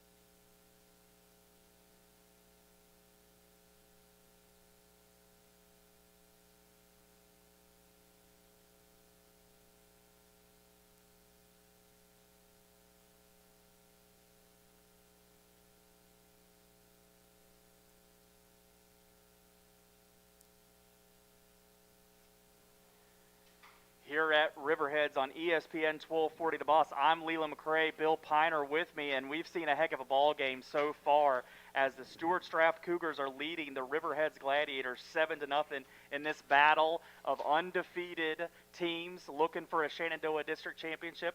Both teams have their region seed at number 1 locked up, win or lose tonight, but bragging rights, that Shenandoah District title on the line. Stuarts Draft leading 7-0. I knew it was going to be a close game. Sure. I really did. I probably both defensive coordinators want to smack me when I gave the score I gave. I'm going to retract that 30-24 score and just say I think it's going to be a 6-point game one way or another. Draft's defense is phenomenal. I mean, at this point, they've played a perfect first half. Riverheads offensively, Leland, they've got to make some adjustments. I'm sure there's some plays they're going to try to run. But up front right now, the defensive line for Draft has played probably a perfect game. Riverhead's got a tough break on the fumble that Smiley picked up. Zach picked it up. He was not down, whistled dead. But great punt by Draft to pin Riverheads down at their 1-yard line in this game. Two great football teams. I mean, and they are giving us a good show for the 500 people that are here, and it's nice to look out there and see more people in the stands. Hopefully things will keep getting better. But this game is as advertised. I don't know if the TV stations are here, but they should be. But I'm totally impressed. But I think Riverheads has got to make some adjustments on the offensive line, not just play calling. I mean, there's got to be some line adjustments made. And when you look at Draft, I mean, they're disrupting things. They're getting in the backfield. It looks like to me they got 12 or 13 guys on the field. That's what it looks like. You can tell that Stuarts Draft has really watched the film, really knows what Riverheads is trying to do, and Riverheads is doing the same thing Riverheads has done for years, so it's not that confusing for these players to learn what Riverheads is trying to do. The execution by the blocking up front for Riverheads has not been what we've seen all season from this group, and it's because of how good, how powerful, how big these Stuarts Draft guys are. I expect changes from both sides. You know, we talk about what changes Riverheads needs to make. Stuarts Draft's going to make adjustments as well. You know, they'd like to score more than just 7 points in a half. Obviously. I think they're going to need to score more than 7 points this half to win the football game. Right. Obviously, Riverheads will definitely need to. Right. So adjustments from both sides coming both ways. So let's have a little mid-game Stanton Augusta YMC coaches show here, since we weren't able to have the pregame show, and talk about what coaching adjustments would you make if you're Coach Nathan Floyd in there talking to his Cougars. Well, I think offensively, you mentioned it. They haven't done a whole lot. They had one play. You know, Rothkop cut back on the play, made it a counter play, and it wasn't. He saw the daylight. Riverheads over pursuit, and he scored. Riverheads made the defensive adjustment. That play hasn't been there anymore. So obviously, Coach Floyd and his staff have to figure out what can we do. I think they need to spread it out a little more. Honestly, the snaps in their Wildcat offense have been a little erratic, to say the least. We've had, Aaron Nice has done an incredible job. He's had some saving plays in the backfield. He has. So, you got to decide, are we going to stay with that? Are we putting our quarterback in under center? What are we going to make adjustment-wise? I think he needs to spread it out. I think he needs to throw the football a little bit. And I think loosen things up. And I think if you get Rothkop out in space and Aaron Nice out in space, but you got also have Nice pounding between the tackles to keep Riverheads honest, that's what he's going to probably look to do. And some listeners might be thinking, well, Stuarts Draft's winning. They're winning. Why would you change anything? They're going to need to keep the foot on the gas to win this football game. Riverheads is not going to lay down. This is a Riverheads team. They were trailing at halftime in the first game of the season against Tazewell. Right. They came and won that game by a couple scores. Right. Stuarts Draft's going to have to keep going to win this game, and I like the ideas of the changes that you have for them. On the other side of the football, I'll talk a little bit about some of the adjustments I see coming from Riverheads here, is they're still going to give the ball to Zach Smiley, but they're going to have to find some success in other areas to loosen that defense up where they're just not keying on Zach Smiley. And it might take a big play or something like that to happen. See if Riverheads can get the ball into somebody speedy on the outside. See if they can find one of these running backs with a little quicker foot on the outside that can maybe get around the corner and pick up a chunk of yards at a time, if not bust out a big play. But also then on defense, I see them really trying to and even more so, get pressure in that backfield. Too often there's, a little bit of time for that running back to come down the line of scrimmage before he's cutting up field. Coach Norcross is going to want his defense getting penetration, fighting through that initial block to at least get in the way of what's being trying to happen by that Stuarts draft offense. I could see that adjustment happening. Even if Stuarts draft's trying to get to the ball outside, if Riverheads is coming up quicker with penetration, they can maybe get to the quarterback or get to who's trying to get that ball to the outside. Oh, absolutely. I think you nailed it. And, I don't think Riverheads is going to get shut out. I mean, it would be surprised. When's the last time that's happened? They were shut out a couple years ago at East Rock. When East Rock beat them a couple years ago at East Rock, that was the last time they were shut out. Before that, it had been like 8 years or some long streak. Jeff Wright's down there. He probably knows the stat on that because he knew it that night. So not often has has Riverheads been held scoreless in a ball game. As well as Stuarts Draft's defense is doing tonight, I would be surprised just the same as you if they were held scoreless here tonight. I think both teams, Riverheads has to come back, but Stuarts Draft is going to have to score more points to win this football game. They're not going to win this game only with seven points. Yeah, I don't think we're going to have 30 points scored. I don't think we'll have 30 either. Unless all heck breaks loose. A quick review of this football game. It's been 4 punts by the Riverheads offense and 2 turnovers without any scores. Stuarts Draft 2 punts of their own, so it's equal on, 3 punts of their own, so 1 less punt because they scored on that other possession on 35-yard touchdown by Rothgate, but also 2 turnovers. So even in the turnover battle with these fumbles and interceptions, and it's been a good one so far, I believe Stuarts Draft will get the ball first because Riverheads, they did come out first on the offense. So Stuarts Draft will get the ball first here to start the second half. We're going to take a quick break. We'll be back with a couple scores from around the area as we are going to get closer to this second half kickoff here at Riverheads, where Stuarts Draft leading 7-0. You're listening to high school football on ESPN 1240 The Boss.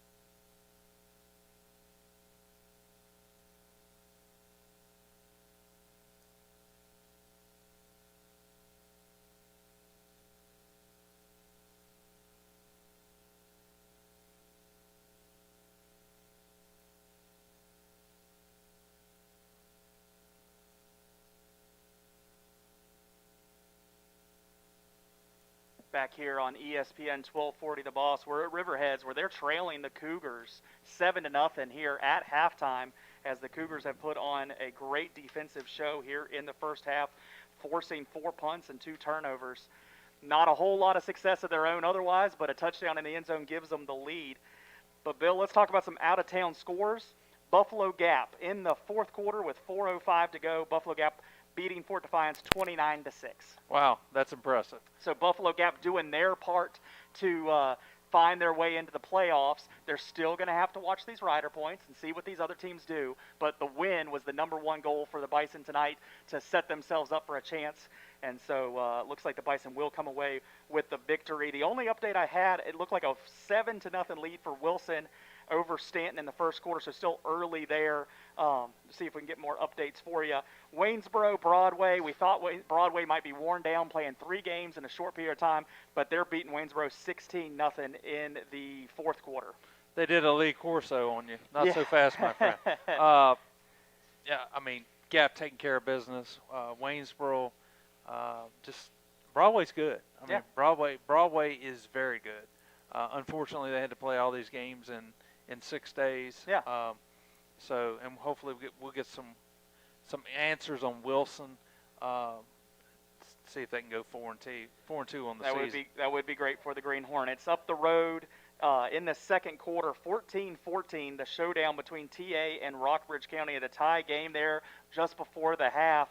That's a classic happening up there with a little more scoring than we're seeing here. Yeah. But a good ball game nonetheless. That game will decide the Valley District champion and who will likely be the 2 seed. If it's Rockbridge, possibly the 1 seed, but likely the 2 seed there in Class 3C. But the loser is going to be fighting for their lives with rider points, Right. and most of the games they'll be watching are going to be tomorrow night. So interesting things there in the Valley District. And both teams back out on the field here trying to get loose before the second half, and I think we're in for a heck of a finish here. One more update that'll be interesting for the Gap fans listening. Luray and Page. Luray ahead in that one, entering the fourth quarter, 28-24. So, again, more scoring, but a close ball game there happening at Page County. Luray leading 28-24. The winner of that game is going to be the 3 seed in, the 3 seed in Region 2B. Okay. But the loser, if it could hang on and stay in, Gap's hoping against that. Gap's hoping to be that 4th team in. So a lot's got to get played out here tonight with all the games up the road. But we have a good one here at Greenville with about 2 minutes to go in halftime. And Riverheads, Stuarts draft, I kind of thought with the two great defenses, which both defenses have played well tonight. The 1 touchdown by Stuarts, but otherwise Riverhead's defense doing a good job. I thought maybe we might see a little bit of score, maybe see it break loose. We were wrong. Yeah. You were predicting close to 30 points, and you've come off that for good reason. And this is going to be a battle to the end. And Stuarts Draft's going to get the ball here in the first half, and they need to keep doing what they're doing. Find yards, find those first downs. That's what they did to kind of give them that field position in the first half. They used their punter, punted it down inside the 1, and really set up what was going to be their score of the football game. They're going to have to do more of that, multiple first downs on a drive. Even if you don't get to the end zone, find that positive yardage. And that's what Riverheads has been unable to do. They've given the ball to Zach Smiley, who's been absolutely gobbled up by the Stuarts Draft defense, something that we haven't seen in years happen to Zach Smiley. Yeah. He's just that kind of running back.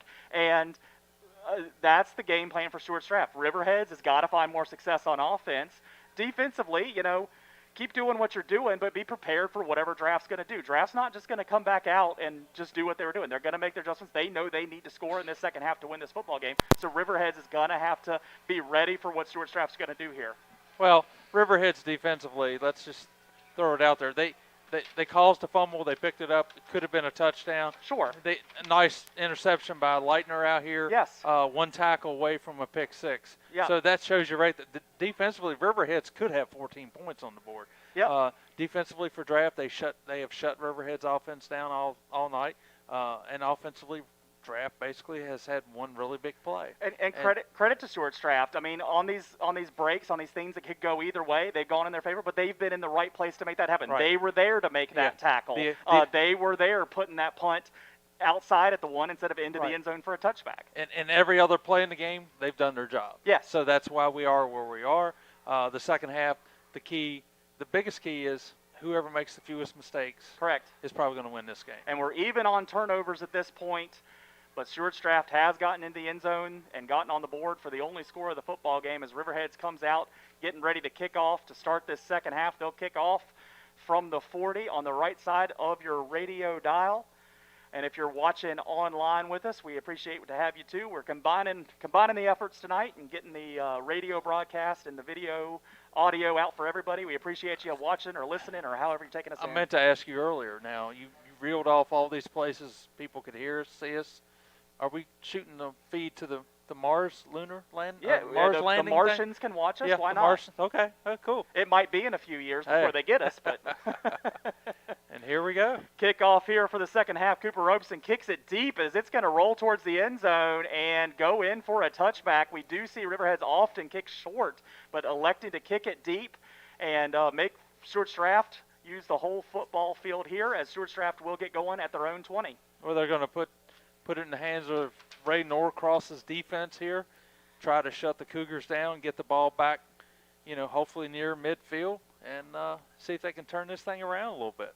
Both teams put a lot of dependence on their defenses, and obviously here at Riverheads with Ray Norcross running the defense for so many years, as long as Coach Caster's been here, even longer.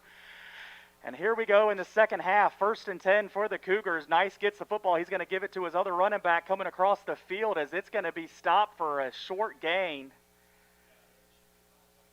As that was either Roach or Rothgib, and that was Rothgib coming in motion, getting that football going forward for about a yard. And he tried to cut back again, hoping that Riverheads would over-pursue. Gladiators played their lanes, and nice defensive play for first down. 2nd and 9 for the Cougars, opening up here this second half. Balzer takes the snap, runs forward, and that's actually Aaron Nice, though. Balzer was the man going in motion. I can't keep track of who's back there on which side, but Nice runs forward for a short gain, maybe one, and we'll be seeing a 3rd and, no, we're going to call it no gain, 3rd and 9 for the Cougars. And in the first half, those plays for Nice getting 3 to 5 yards. So, again, a little bit of line play has changed up front, defensive line for Riverheads, and the linebackers making adjustments, shooting the gaps. Draft staying tight here. Aaron Nice taking this snap. He's looking to go forward. He's finding a little bit of foot room, but not enough for a first down as he's only going to get to maybe the 26-yard line, and we should be seeing a 4th and 4 here for the Cougars. That's going to bring out the punting unit, and first chip goes to Coach Norcross and the Riverheads defense. Some guys getting up slow there. The big uglies up front for both teams. I think it's the 3rd 3 and out for the night for the Cougars. So Riverheads comes out in the second half and immediately does what they need to on defense, at least setting up a 4th down situation. And Zach Smiley is going to want to field this punt because he's got some daylight. That ball's going to drop in front of him. He's going to be unable to pick it up, and that ball will roll. And it will go to the 41 of Riverheads, and that's where they'll start their first drive of this second half. And I tell you, an adjustment you might see from Riverheads next time on punt return is put Zach up a little bit closer so he can catch that punt. So with 9:58 on the clock, Riverheads will start their first possession of the second half at their own 41. Good field position. See what adjustments this offense has made in the locker room here. We might not see it immediately, but surely some adjustments coming here. As Dunlap's going to give the ball to Zach Smiley, and he's going to be looking for yardage, but chased down from the backside by Formby. Great play there. Again, chasing a Riverheads running back down from the backside. Formby's done a nice job multiple times tonight of running from behind and chasing down Zach Smiley and whoever the ball carrier. The blocking in front of Zach Smiley looked better there. Yes. But that backside from Formby running full speed came down and chased him down. Going to have to make an adjustment offensively for Riverheads. If you're 2nd and 10. Zach has the ball again. He's again has nowhere to go. They were looking for the better blocking to be there, but it was not. As Stuarts Draft's defense closed out that run before it could get started, and it's still set at the 40 as Riverheads has lost a yard on that play, setting up 3rd and 11. It's tough running to the short side of the field, and we're right on the hash now, so it's you might see a counter try to go the other way, but you're going to have to seal that backside if you're going to run that play. Much different game than we saw a season ago. A low-scoring battle here. Dunlap takes a snap. Crisscross. Sycox has the... Oh, Dunlap kept it. Crisscross keep. He kept it. Gets out to the far sideline. It won't be enough for a first as they get out closer to midfield beyond the 45. Dunlap on the crisscross keep. Not able to get the first down, and we will see the punting unit for Riverheads come out because it is 4th and 4 for the Gladiators.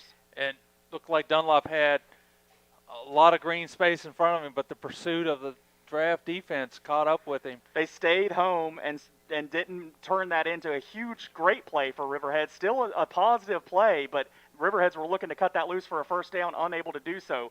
Caden punts that deep as it's going to hit the ground, and it's going to roll sideways as Riverhead's going to want to get over there and spot that down close to the 25-yard line. So another punt for Riverheads. I think their 5th of the football game. Again, Riverhead's unable to get the first down.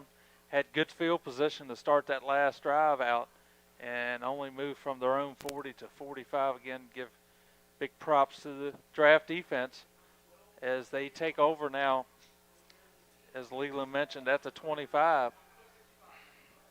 So here's Stuarts draft again, their second time with the football in the second half.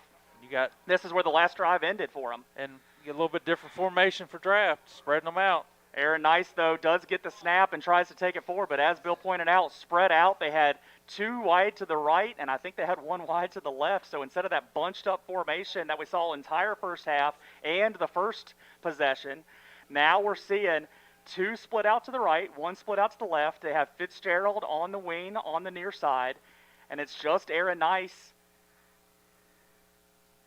Nope, he's going to have a partner back there in the backfield. So they do spread it out more here, as Bill Piner predicted in the halftime coaches show, brought to you by Stanton Augusta YMCA. We'll see what happens here. Same formation. Nice takes the snap. He's going left, trying to find space up the middle. Finds a little bit on 2nd and 8, and he will get past the 30 to the 32, and he will have 3rd and 3 with 6:55 on the clock in the third quarter. And just trying to eliminate those numbers in the middle of that defense. You're going to make, instead of a couple guys able to make a play, now you're trying to limit it to 1 guy make a play, and if that guy makes a mistake, big play in potential. And this is definitely a big play in this game. Riverheads needs to get the ball back. The snap back to Aaron Nice as he's right at the 40, beyond the 40 for a first down. Takes on the contact right near the first down marker and falls forward for the first down. Big play for the Cougars. Shed a tackle in the backfield. Great second effort by Nice to get the first down for the Cougars. Some halftime help from those around us. Riverheads being shut out so far in this football game. They did get shut out a few years ago by East Rock, but before that it was a streak dating back to 2004. So only once since 2004 has Riverheads been shut out. And that's on the line right now as the Gladiators are held scoreless. On 1st and 10 for the Cougars, they're going to run forward for maybe a yard to get to the 38-yard line. Aaron Nice on the carry again. Nice with a nice carry for 2 yards. Setting up 2nd and 8. And what draft's doing, basically setting up kind of like 7-on-7 football. We're going to watch these snaps, something we saw in the first half for Stuarts drafts, some high snaps, a little bit to the side snaps. He seems a little bit closer to his center now. Yeah. He's only 2 or 3 yards back as opposed to 4 or 5. So on 2nd and 8, Nice takes the snap, and he is going to be brought down immediately for a loss. Maybe a half-yard loss. It's going to stay. Now we'll give it a full yard. 3rd and 9 for the Cougars, as Nice nowhere to go because of the penetration from the defensive linemen for Riverheads up front, who are not big guys. And you got to watch here if you're on the Riverheads defensive side of the ball in the backfield, because draft probably is going to pass the ball here sooner or later. They do just that, but Balzer throws it into the ground. One hop pass out to his receiver, and we're not playing one hop rule here in VHSL football, as that's an incomplete pass again on third down, and Riverheads will force the Stuarts draft punt. Not real good execution on that play. It was there. It was there. I will say you need to be multidimensional to beat this Riverheads team. I know Stuarts Draft is currently beating Riverheads, but at some point, I think Stuarts Draft's going to have to throw the ball successfully to beat this Riverheads football team. And we got whistles and flags. So they stop that play. It is 4th and 9, so if there's a penalty here that's only of the 5-yard variety, it should not be an automatic first down, but it's a false start anyway. That will move Stuarts Draft backwards and make it 4th and longer. 4th and 14 coming for the Cougars, as they will keep the punter on the field, obviously.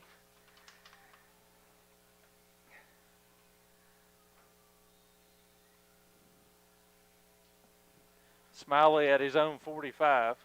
Man in motion again. Dennison with the punt. He gets it off. Zach Smiley's going to field it. He does, but he fair caught it. But catching it right there is a big piece of the puzzle, as that keeps that ball from rolling for additional yardage. And once again, Riverheads defense holds. 4:42 to go in the third. They need to put a drive together here. Riverheads will start on their own 40. This is kind of the area they've started most of their drives tonight, all except one, where they started on the 1, which then Stuarts Draft soon after scored. So need to find a way to get field position if you're a Riverheads fan. With 4:42 left in the third, some snow falling here in Greenville on April 1st. As Caden Cash is going to get the football, he has some space, and he's going to get out to the left side. And I say he has space, he gets about 3 or 4 yards, and that's the kind of defense Stuarts Draft has been all night. It's surprising when there's 3 or 4 yards to get. Well, you see daylight and you figure, well, he might get a first down. Next thing you know, there's 3 white hats on top of him. But we keep running the short side of the field. I don't know if we're trying to set something up to go wide side for Riverheads, but I know they like to run left, but the counter to the right is there, but they have to seal the backside. Caden Cook Cash there with the carry, the freshman. As Dunlap will take this snap, he'll give it to Caden Cook Cash again, see if he can find that same kind of space as he's fighting forward. He'll get positive yardage, but not much. Battle for about a yard, as it will be 3rd and 6. In the Riverheads running game tonight, you can just see it in the backs. They're looking for the hole to hit, and they just can't ever kick it into high gear because there's not a big hole there usually. Dunlap getting the play call from Coach Casto as the snow falls and the clock ticks. 3:34 in the third quarter. I've said it a couple times. That's the November weather for a November kind of football game. And it's been a great one so far.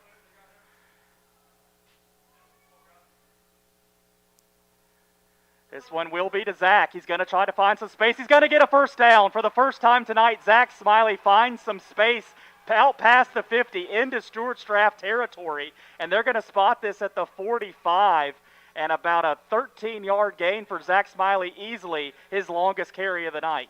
And you can see on the backside there was a little different blocking scheme there. I'll try to watch it better next time, but you could also see Zach Smiley get that stiff arm ready, and that's the first time tonight he's felt like he had room to get that going.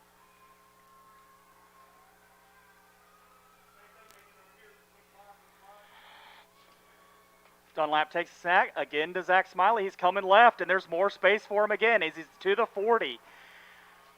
And the crowd's getting into it. The offensive linemen are getting into it. They're giving them something to cheer for as they've gotten consecutive plays with positive yards, something that's been hard to come by tonight for the Gladiators, as Burton will come on at fullback. And you're getting that seal and you're running it up the alley just like Lombardi used to say. See if we run a little counter play this time. Fullback has the football going up the middle.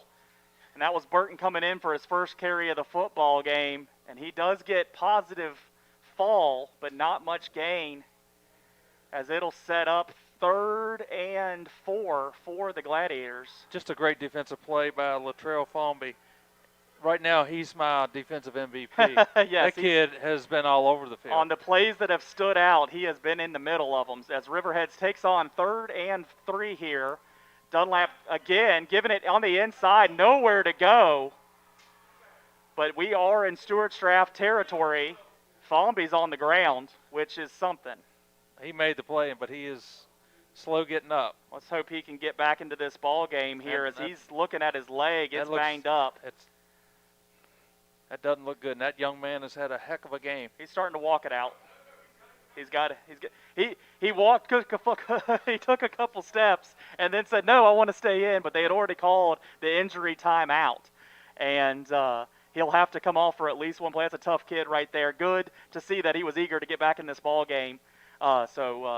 Who we just declared the defensive player of the game for draft, immediately getting injured. And I'll tell you hopefully what, it wasn't the curse. If you saw the offensive huddle, Coach Casto was screaming at his offensive line. 4th and 4 for the Gladiators. Big play as they're going to give it to Zach Smiley. He has contact. He's fighting for space. Can he get to the 35? That's awful close. Might be all right. They have the ball on the 35. I think that's going to be enough for a first down, but just barely. As they're moving the football again. I don't know why they spot the football and then touch the football. Going to bring those chains across.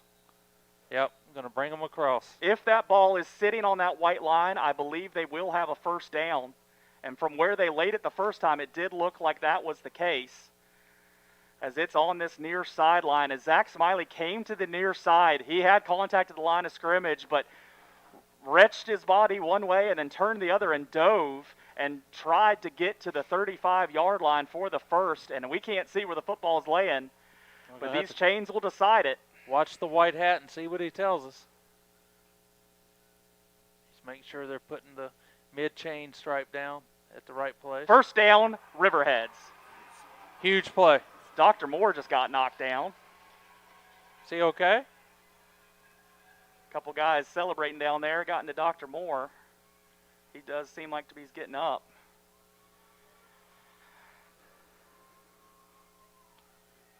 Tell those guys, you got to calm down. Put those hits on the field, fellas. An exciting play there for the Gladiators. They've not been able to pick up too many of those first downs tonight. Got that one just by the nose of the football. Riverheads 1st and 10 from the 35. Fullback up the middle, it's Burton. He has some space. He gets through the hole quickly, and he's going to be close to a first down of his own. He'll be short of it, getting to the 26.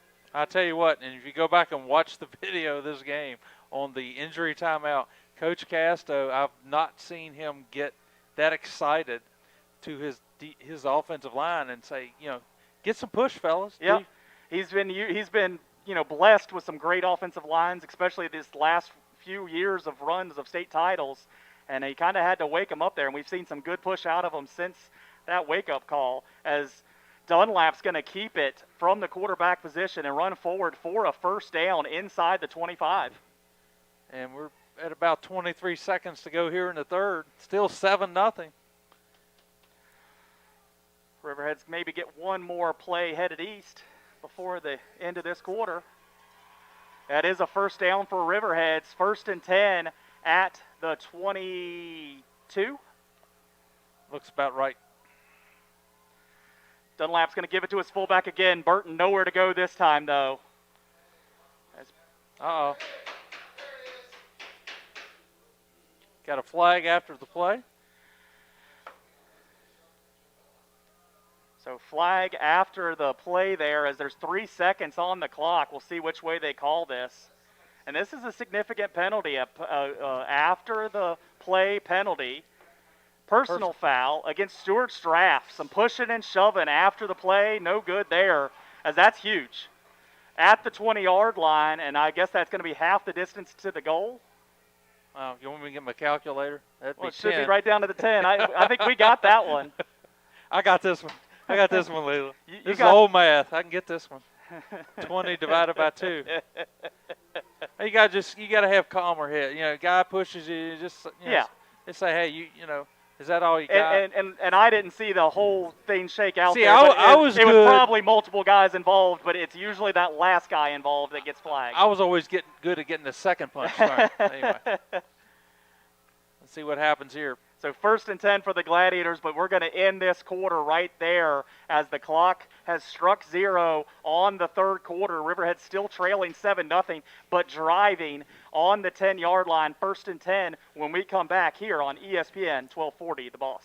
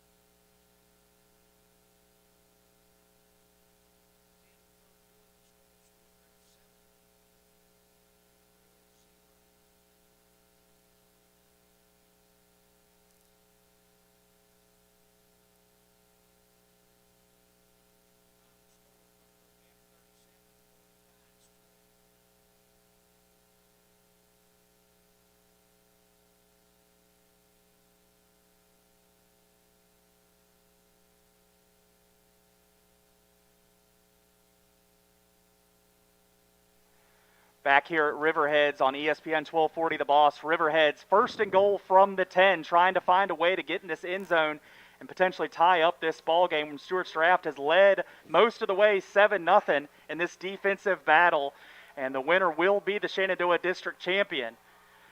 Dunlap under center gives it to Zach Smiley, but there is a pre-snap penalty. I did see the end on the near side move, and he's pointing against Stuarts Draft. So another penalty against Stuarts Draft. 15 yards of penalties against Stuarts Draft in this last one play has happened. In the red zone.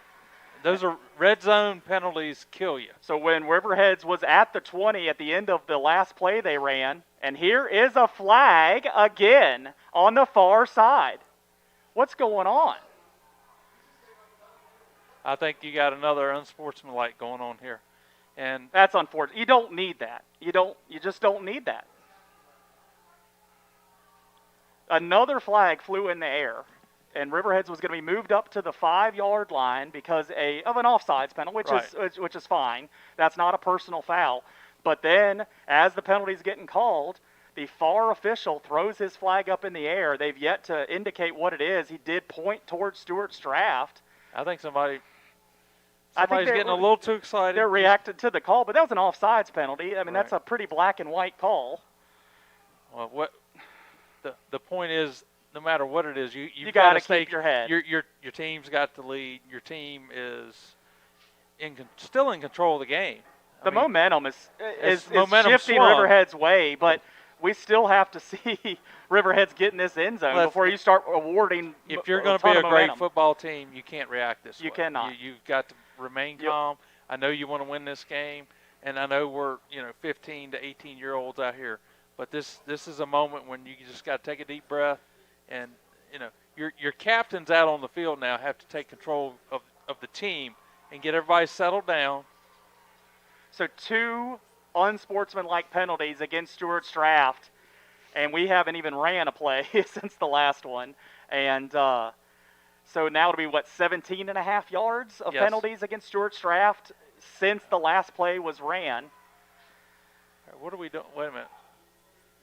I have not yet seen the penalties marked off. There, he's doing it right now. Okay. He's marking the ball down right now. He should be about the 2.5-yard line. Okay. And most of the time, if you're Riverheads, you're 2.5 yards of the end zone. Let's go get in the end zone. But Stuarts Draft has done a great job all night keeping from Riverheads of even gaining yards. They're going to need that effort right now to start the 4th quarter. Zach Smiley's going to get his opportunity. He's going to run a guy over going into the end zone, as he was not going to be stopped, as he got a couple feet of openness, and he gets into the end zone, and his scoreboard says 7-6 with 11:43 on the clock, and an important extra point about to come from the Riverheads Gladiators. No doubt on that play. Sealed the backside. He came right through, and big number 8 was going to go to pay dirt. He put a shoulder through a Stuarts Draft defender. Cooper Robeson with the biggest extra point of his life right here, his first year kicking for Riverheads, as it's going to be a good hold, and the kick looks good from here, and it is 7-7 ball game here in Riverheads with 11:43 to go in the fourth. We'll be back with more high school football here on ESPN 1240 The Boss.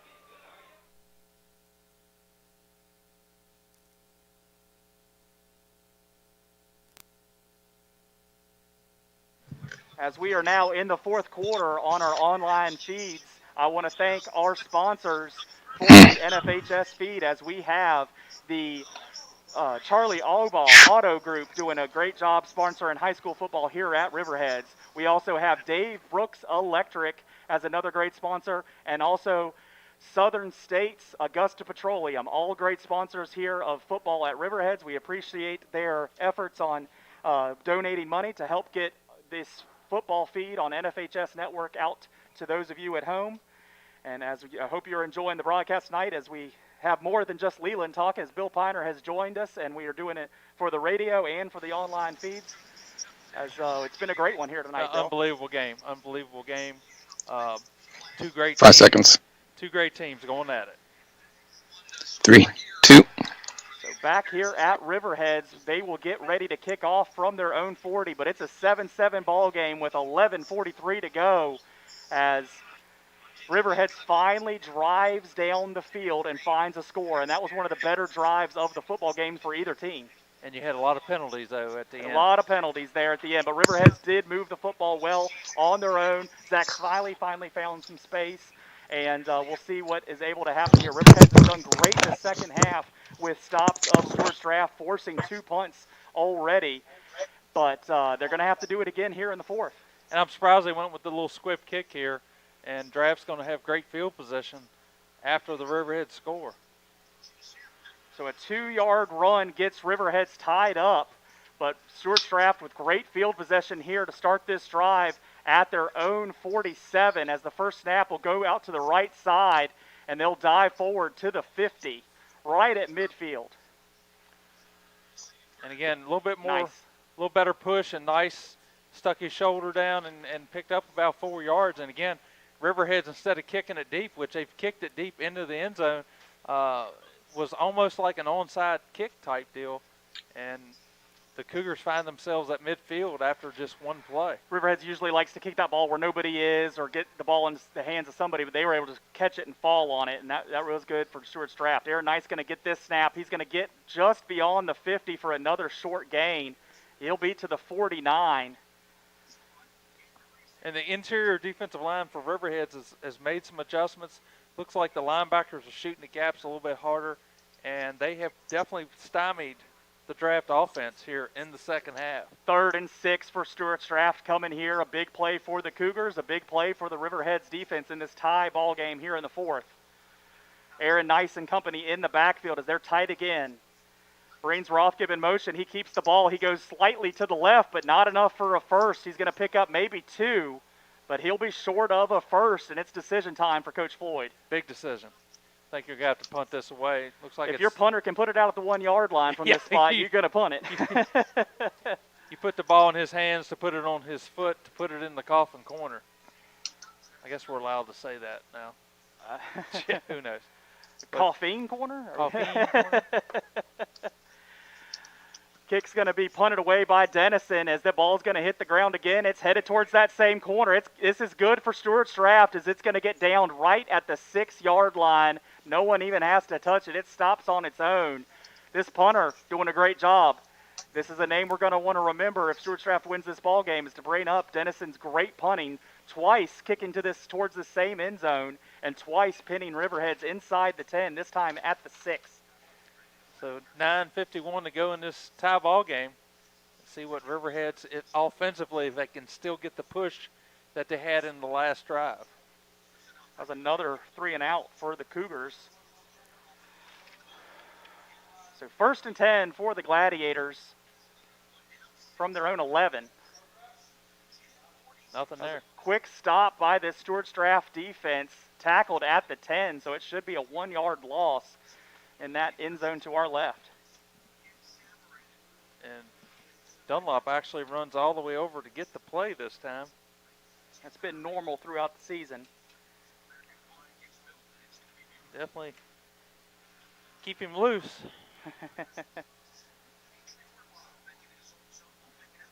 Riverheads definitely needs to get a little positive yardage on this play. Yeah, you don't want to give up this great a field position to Stuarts Draft. They want to find a couple first downs.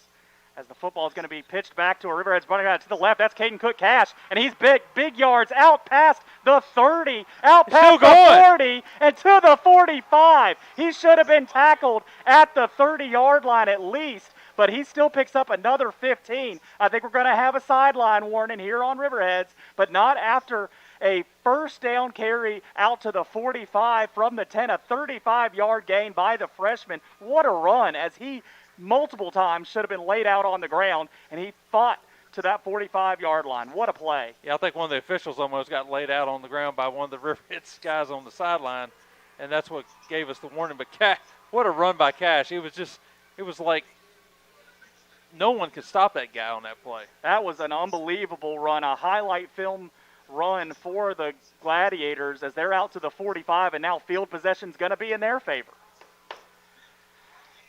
1st and 10 for the Gladiators, a pitch to Smiley as he's going to come to the right, have nowhere to go. He's trying to reverse field, and he does, as he's going to pick up positive yards, but not many. Great pursuit by Stuarts Draft, as Stuarts Draft thinks they have the football. If they do, that's huge. I think the officials say one official said he was down, the other one. Well, usually if one of them says he's down, that usually rules. But we'll see. Let them talk it out and see what we got. Zach Smiley was the ball carrier there. He went down awkwardly, but he is up walking back to the huddle, as I don't think they're even talking. I think it's Riverheads football. I think the ball must have come out after. And official's still talking. oh, that clock's running. No, it isn't.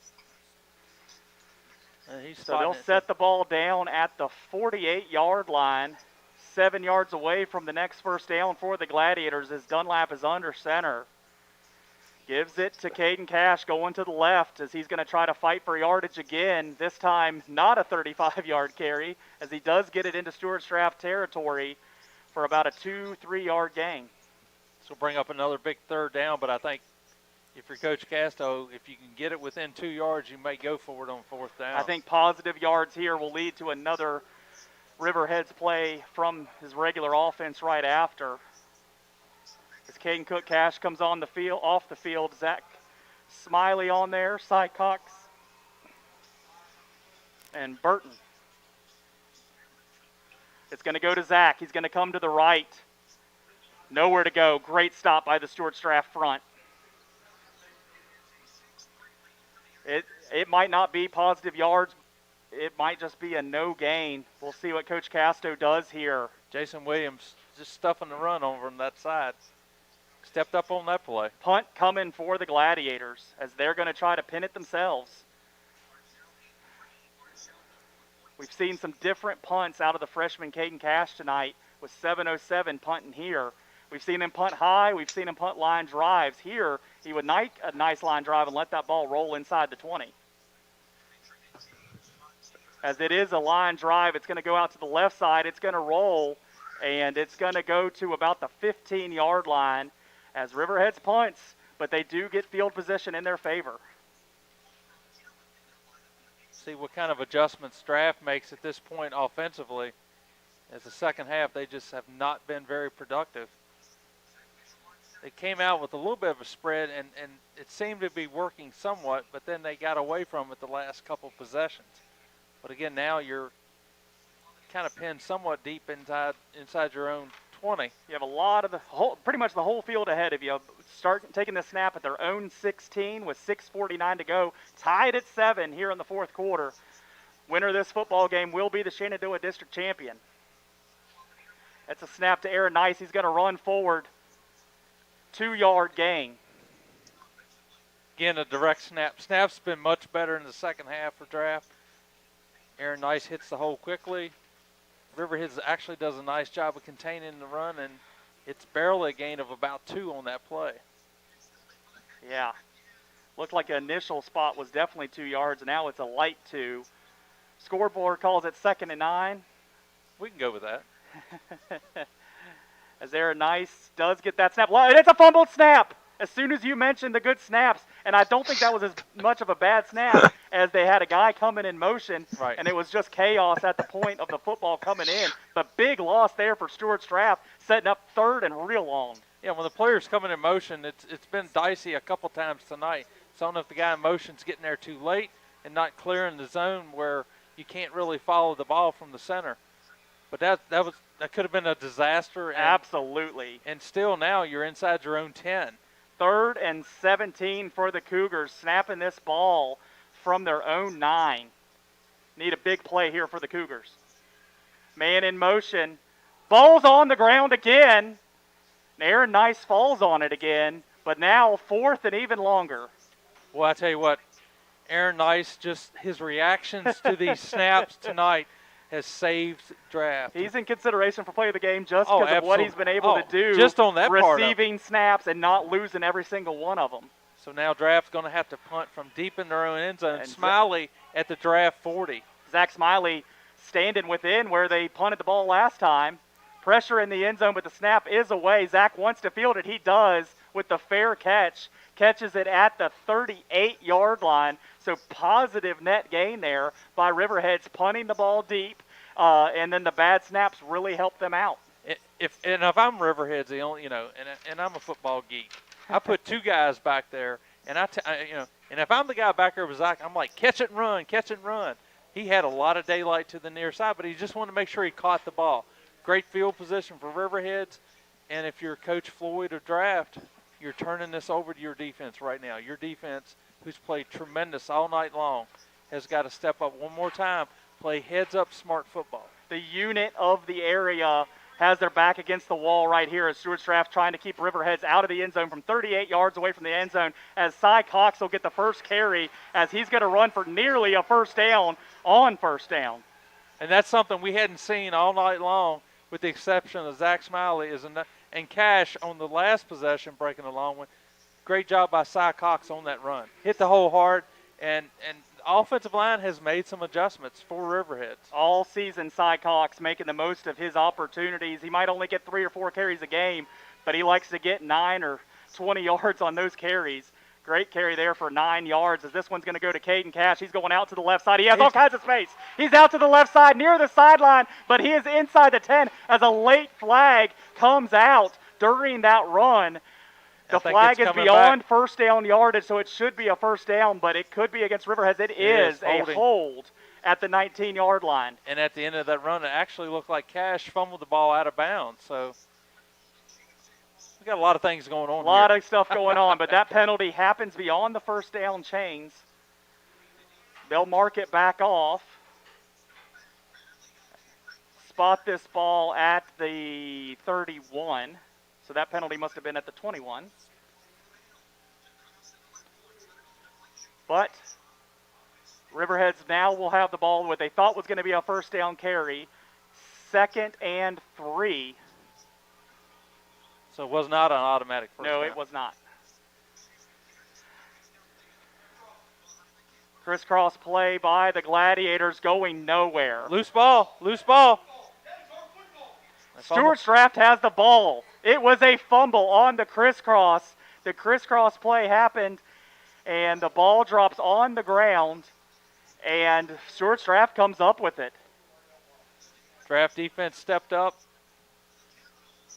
caused a little disruption in the backfield. Huge play there by the Stuarts Draft defense. We said when this possession started, it was here's the Stuarts Draft defense with their back against the wall. They find the turnover, and they'll take over on their own 31 with 4:05 to go.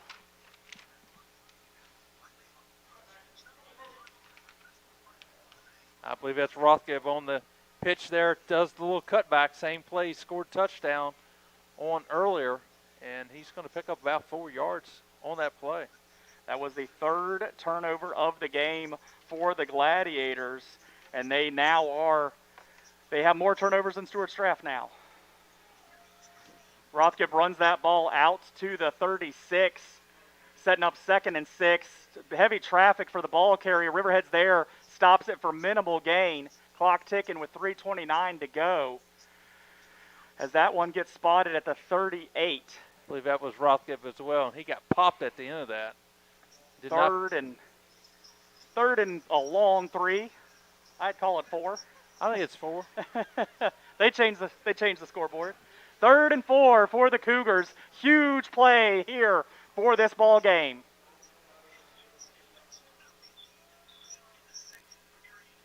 The snap to Balzer. It's a high snap that he gives it to Rothkip coming on the outside. He's not going to get the first down. Riverheads will stop them here on 3rd down, keep them short of the first as they're going to be set up now for a 4th and 3. Well, I tell you, Draft has put that ball on the ground and loose snaps all night long. Got a huge break there. And we will see the punt unit come on for Stuarts Draft. 2:32 and ticking, 7-7 ball game here at Riverheads. Zach Smiley going back deep. Zach, if you're Riverheads on this play, Field it. you need him to field it and run with the ball. He hasn't had any open space all night. This could be the only opportunity. And we got a timeout on the field. Timeout, Stuarts Draft. Let's take a quick break of our own. We'll be back here quick here at Riverheads on ESPN 1240 The Boss.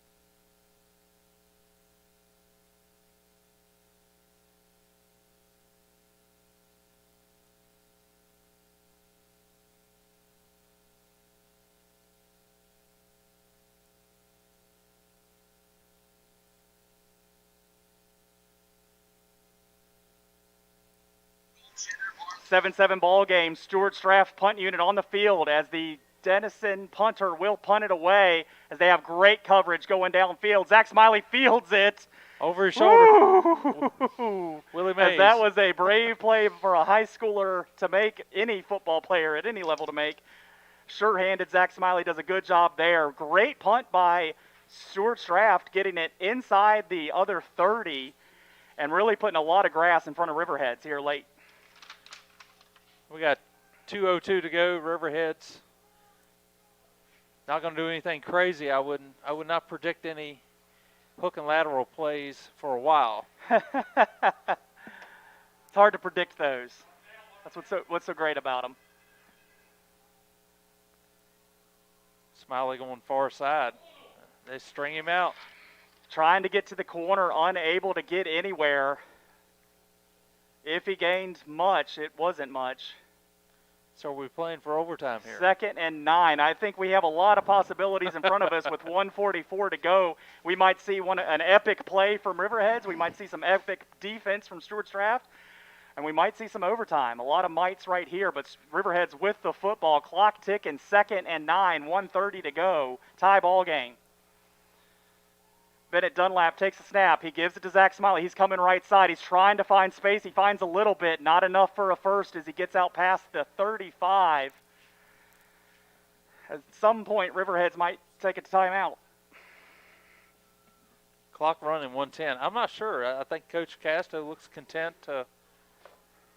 I think he's going to look to the overtime. See what he does here on 3rd and 3. 58 seconds and ticking. I believe Draft has 2 timeouts left. 64 yards away from the end zone is Riverheads.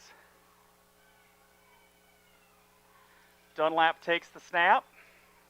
Gives it to his fullback up the middle, going nowhere. A little bit of a gain. They're going to spot it. It's going to be near the chains. Probably short. We're about 32 seconds. Clock still running. He's waving the clock to stop. Hat referee will stop the clock as he's going to look at the chains. They're going to bring him on. An important measurement here.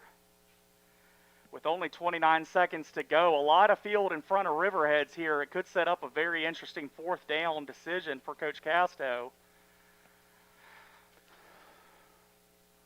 I think he's going to go for it. I do too. I would think he would. With under a yard, that's his way. But we'll see what the chains decide. I think he's short. It's short. It's going to bring up that 4th down. We'll get a decision here. I think this is where About a burrito short of a first down there. hook and lateral. Not on this play. Fake the oh, come on. Okay. Not on this play. You just need that yard. You need that burrito. They're going to have to start the clock, as they do right now. So 29 seconds and ticking.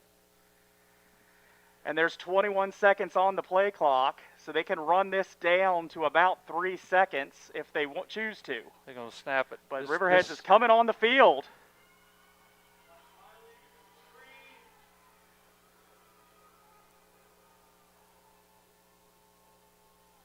Might just be trying to draw a draft off. He was. They did their best to try to sell it.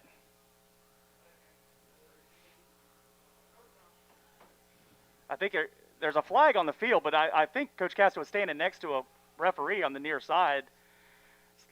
I'd be surprised if he takes a penalty there. I mean, he has 3 timeouts. It should be 2 or 3 seconds left. 2 on the clock.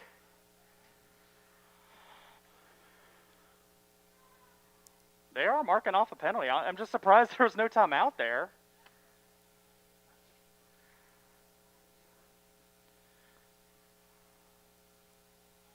So he's got to run a play. I think Riverheads isn't going to punt here. I think they just take the snap and run a 2-second play. Well, he ran the clock. They're going to have to.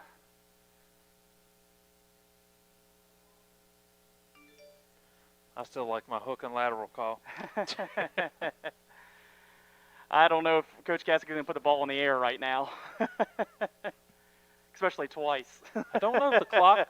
I didn't think the clock. I think would the clock run. should stay off there on the penalty. A lot of discussion. But we're going to figure it out here as soon as the guys that tell us what's happening tells us what to figure out. As the clock did get wound, so that will be the end of regulation. Overtime we go. Let's take a quick break here on ESPN 1240 The Boss.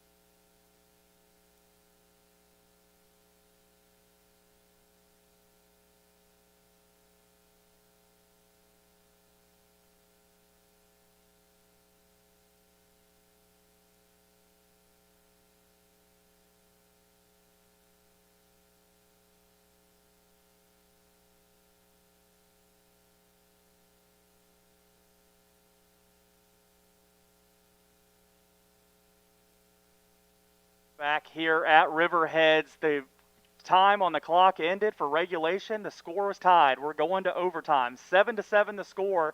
Riverheads and Stuarts draft. Shenandoah District title on the line. Undefeated season for one of these teams on the line.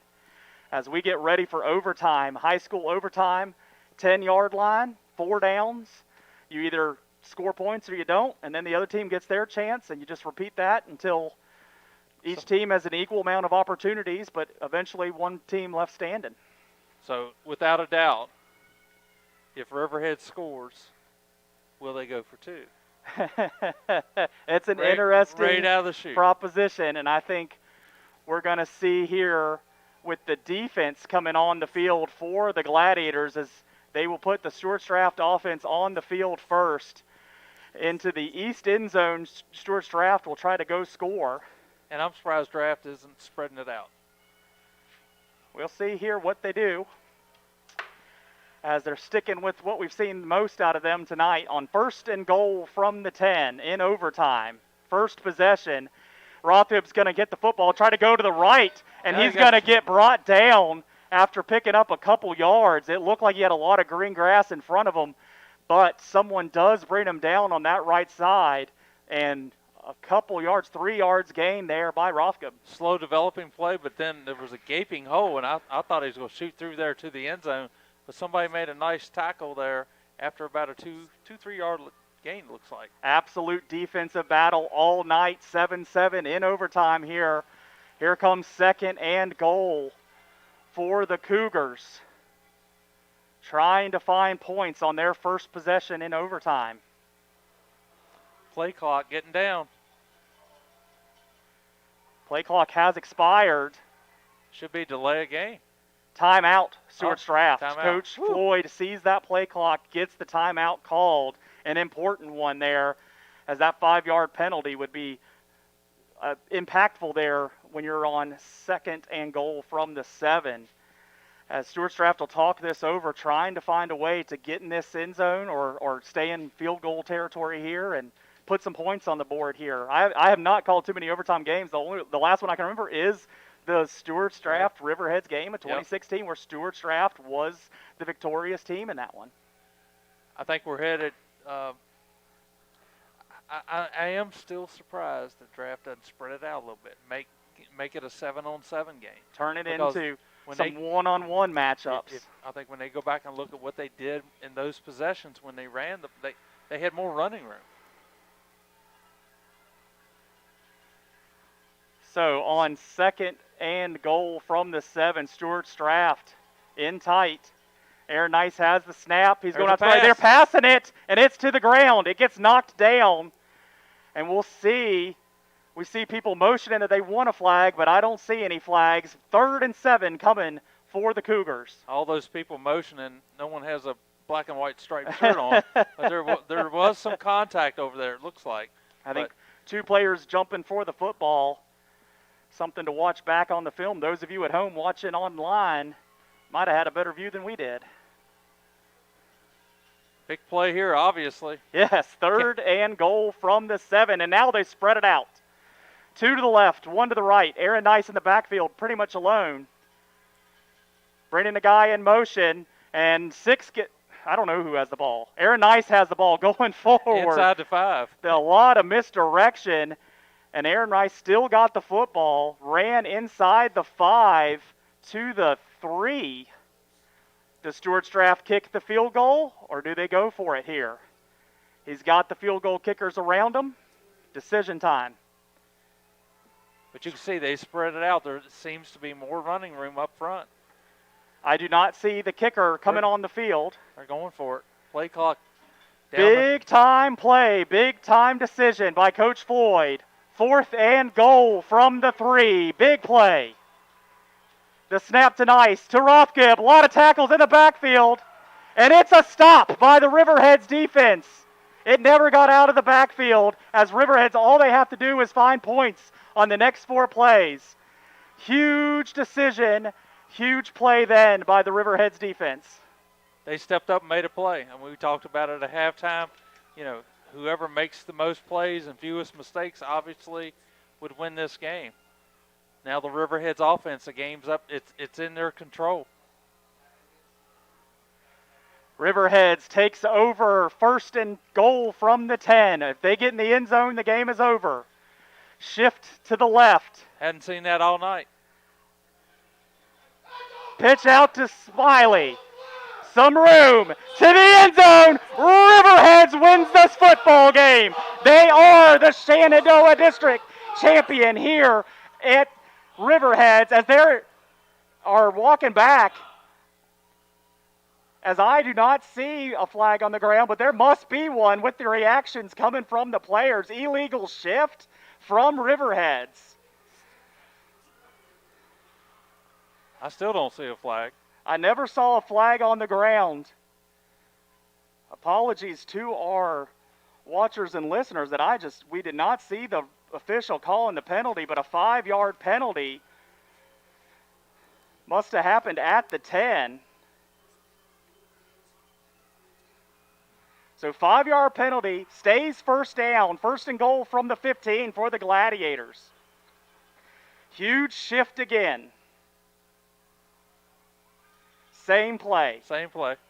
Smiley, positive yardage to the 10. So gets back to the original line of scrimmage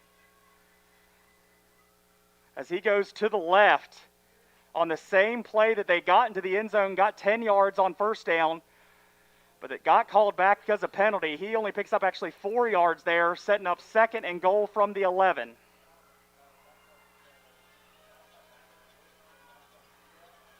See if they shift again. I think they're going to run a counter play this time. Quarterback keeps it right up the middle, and he's gaining yards as he's getting good push, and he's inside the 5. See, I guess that's Casto's offense, the way of spreading it out. Overload the line. Overload the left and run it with your quarterback up the middle. He's inside the 5, just inside the 5. 3rd and goal for the Gladiators in their possession in overtime. Any score in the next 2 plays will make Riverheads the winner here. Dunlap under center. To Smiley, going to the right. He jumps the line of scrimmage, gets a couple yards, but he's going to be stopped short. Now, field goal or go for it? Field goal. And Cooper Robeson, the junior kicker in his first year kicking for the Gladiators. He had the biggest extra point of his life earlier in this ball game to tie it up, and now an opportunity for the biggest kick of his life as he is new to the kicking of the football, and a big moment here for the junior as they'll snap it to the 10-yard line. Good hold, kick up, and it is through. Riverheads has now won this football game by a field goal in an absolute classic here on ESPN 1240 The Boss and the NFHS Network. What a ball game between 2 rivals. Came into this game undefeated, both of them. Riverheads will leave undefeated and head into the playoffs with a 6-0 record. Stuarts draft 5-1 will be the 1 seed in 2A.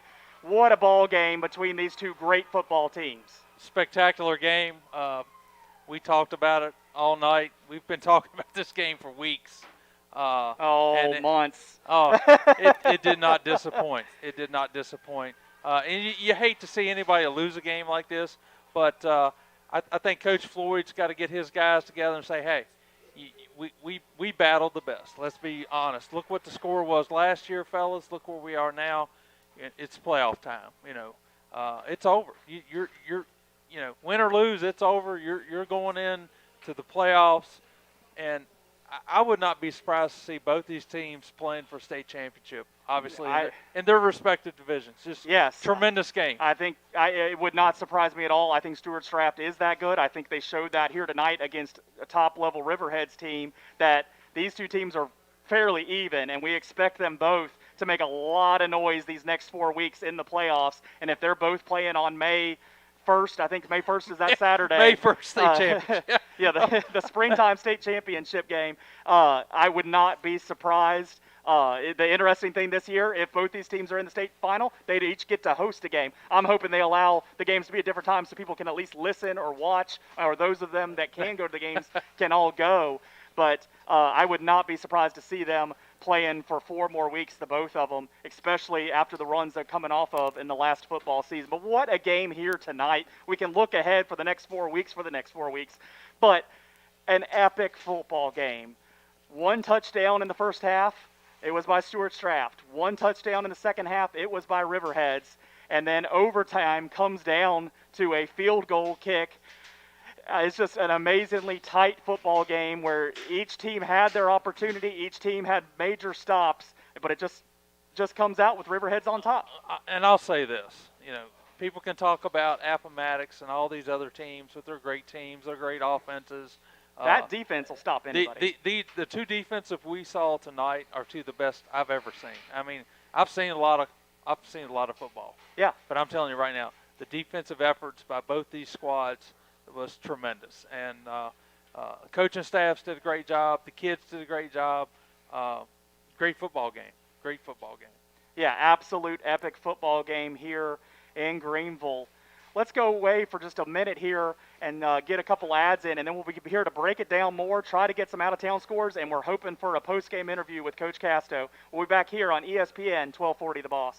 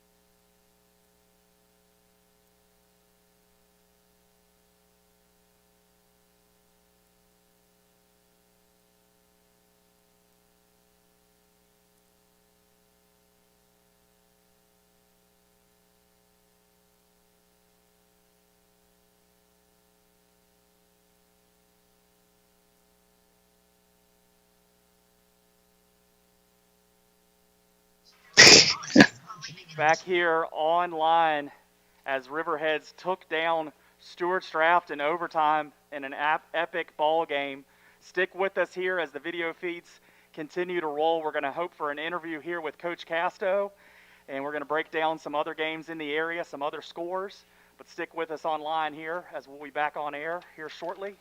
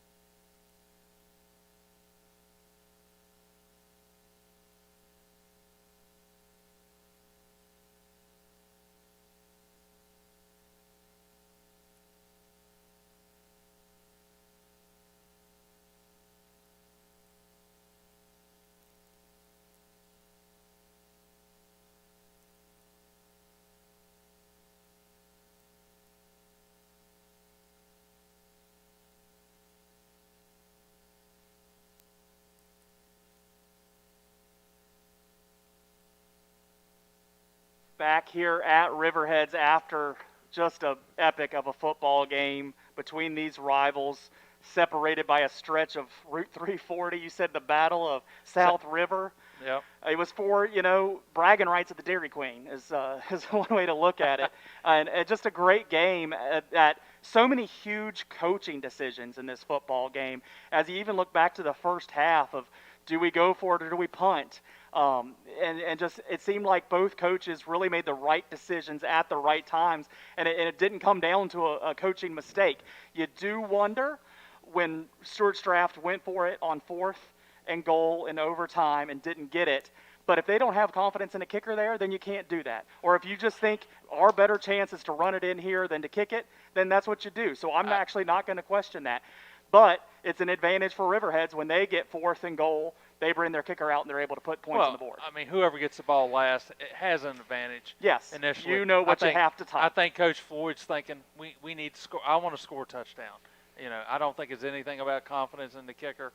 I think it came down to he wanted to hit pay dirt and put pressure on the Riverheads offense to have to also hit pay dirt. He wanted to end it in one overtime.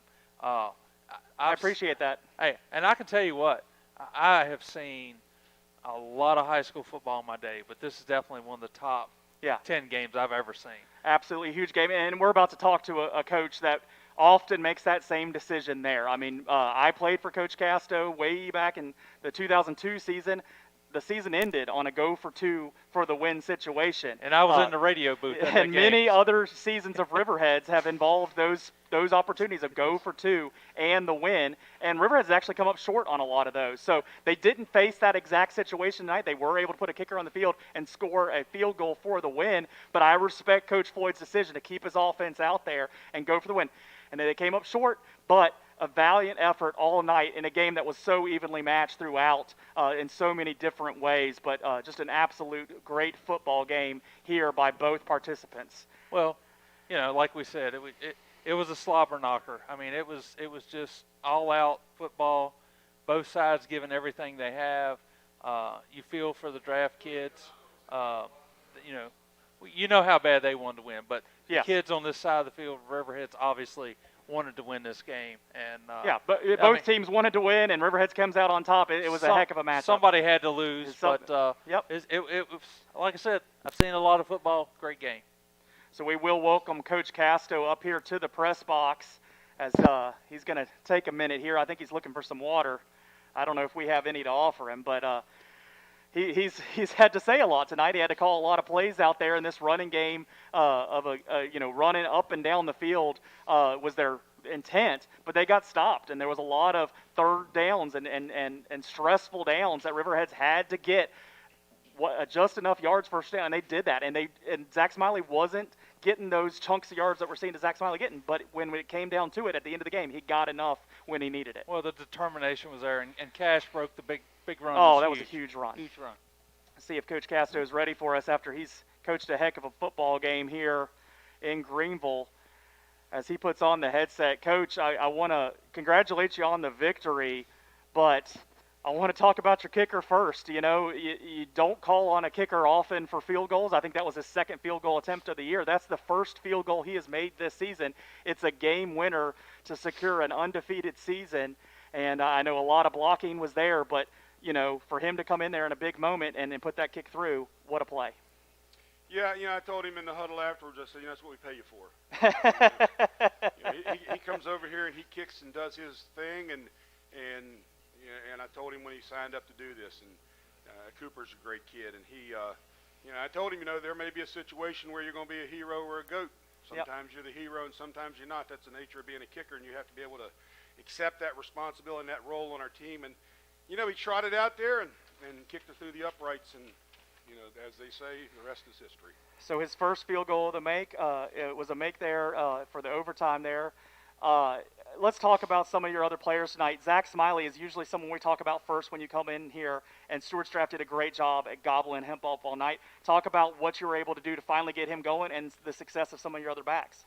Well, we had to do make a few adjustments here and there, and I thought in the second half we moved the ball well. We just shot ourselves in the foot. We had a big run that would have taken us down probably close to the 10-yard line, or at least inside the 20, and we get a holding penalty, and every time we turn around we get some, and it's really uncharacteristic of our football team is to make those kind of mental mistakes. But my hat's off to our kids, because when it came to crunch time, and they bowed their neck down there on defense and stopped them on a fourth down, and I can't say enough for Coach Norcross and all the defensive guys of what they did in the game plan. It was two really good football teams, and I thought we did extremely well defensively.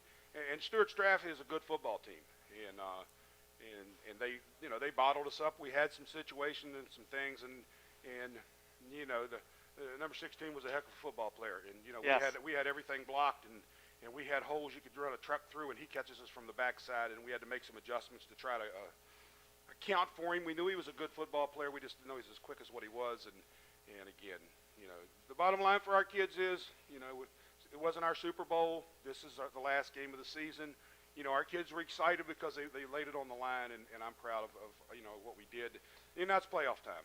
We got through the preliminaries, and we're just thankful that we got a chance to at least play 6 games here, and our seniors got a chance to play, and now it's it's playoff time. As you move into the playoffs, it's probably fortunate to have a close game like this. These players know how you've stood up to a good battle against a good football team, and if that happens again in the playoffs, you'll have that experience to build off of, particularly at the state playoff level. Yeah, we do. We had to bow our neck tonight. It was a tough ball game, and we played 4 quarters, and we weren't wore out at the end of the thing. Our kids were still plugging along, and this was a good test for us, but it was an excellent test for us going into the playoffs to know where we stand, and when, we're a pretty good football team, and I think we've got improvements to do, and we're going to sit down and talk about some stuff on Monday about certain situations and some things, but all in all, we made it through. You turned the ball over tonight, I think more times tonight than you have on the season. What's the discussion? What's the reaction to that on the football field when your guys that have held on to the football all year, all of a sudden in this big game, they have a moment of weakness and do lose the ball? How does that happen on the field between you and the players, or as you just move forward and keep going? Well, they didn't do it on purpose. Well, sure. I mean, we don't make a big deal about it. We tell them to secure the football and all that. They certainly didn't do it on purpose, and it's just part of the game. And we don't make a fuss about. We tell our kids to secure the football, and they obviously don't do it on purpose. It's just something that happens. And like I say, we don't get bent out of shape about the whole thing. We just regroup, and I tell our kids to have a short memory. You've got to, in this football game, you got to focus and refocus about 85 or 90 times, and you can't let a mistake that just happened worry you. You just go on and move on. Otherwise, you tend to make more mistakes as the game goes along because you're thinking about something you did that was negative. We don't think in negatives around here. We're always looking to the next play, and that's how you ask how I do it. That's what I do to the kids. So a 32nd straight win for you. I know you're going to tell me some answer that you don't really care about these numbers. Per my records, the 400th win for the School of Riverheads in football. You've been here for a lot of that. You've been here for 241 of those wins. I know it's just another win. I know that's the answer that's about to come from you. But as you move into the playoffs, as you've racked up this many wins, is it a pressure that you have to take off these kids to not think about how many games straight they won and keep this thing going and just focus on the state championship goal that you guys say before the season? Well, you said I That's had a bad to say question. it. That's a bad question. I don't know how to say that. That's a bad horrible question.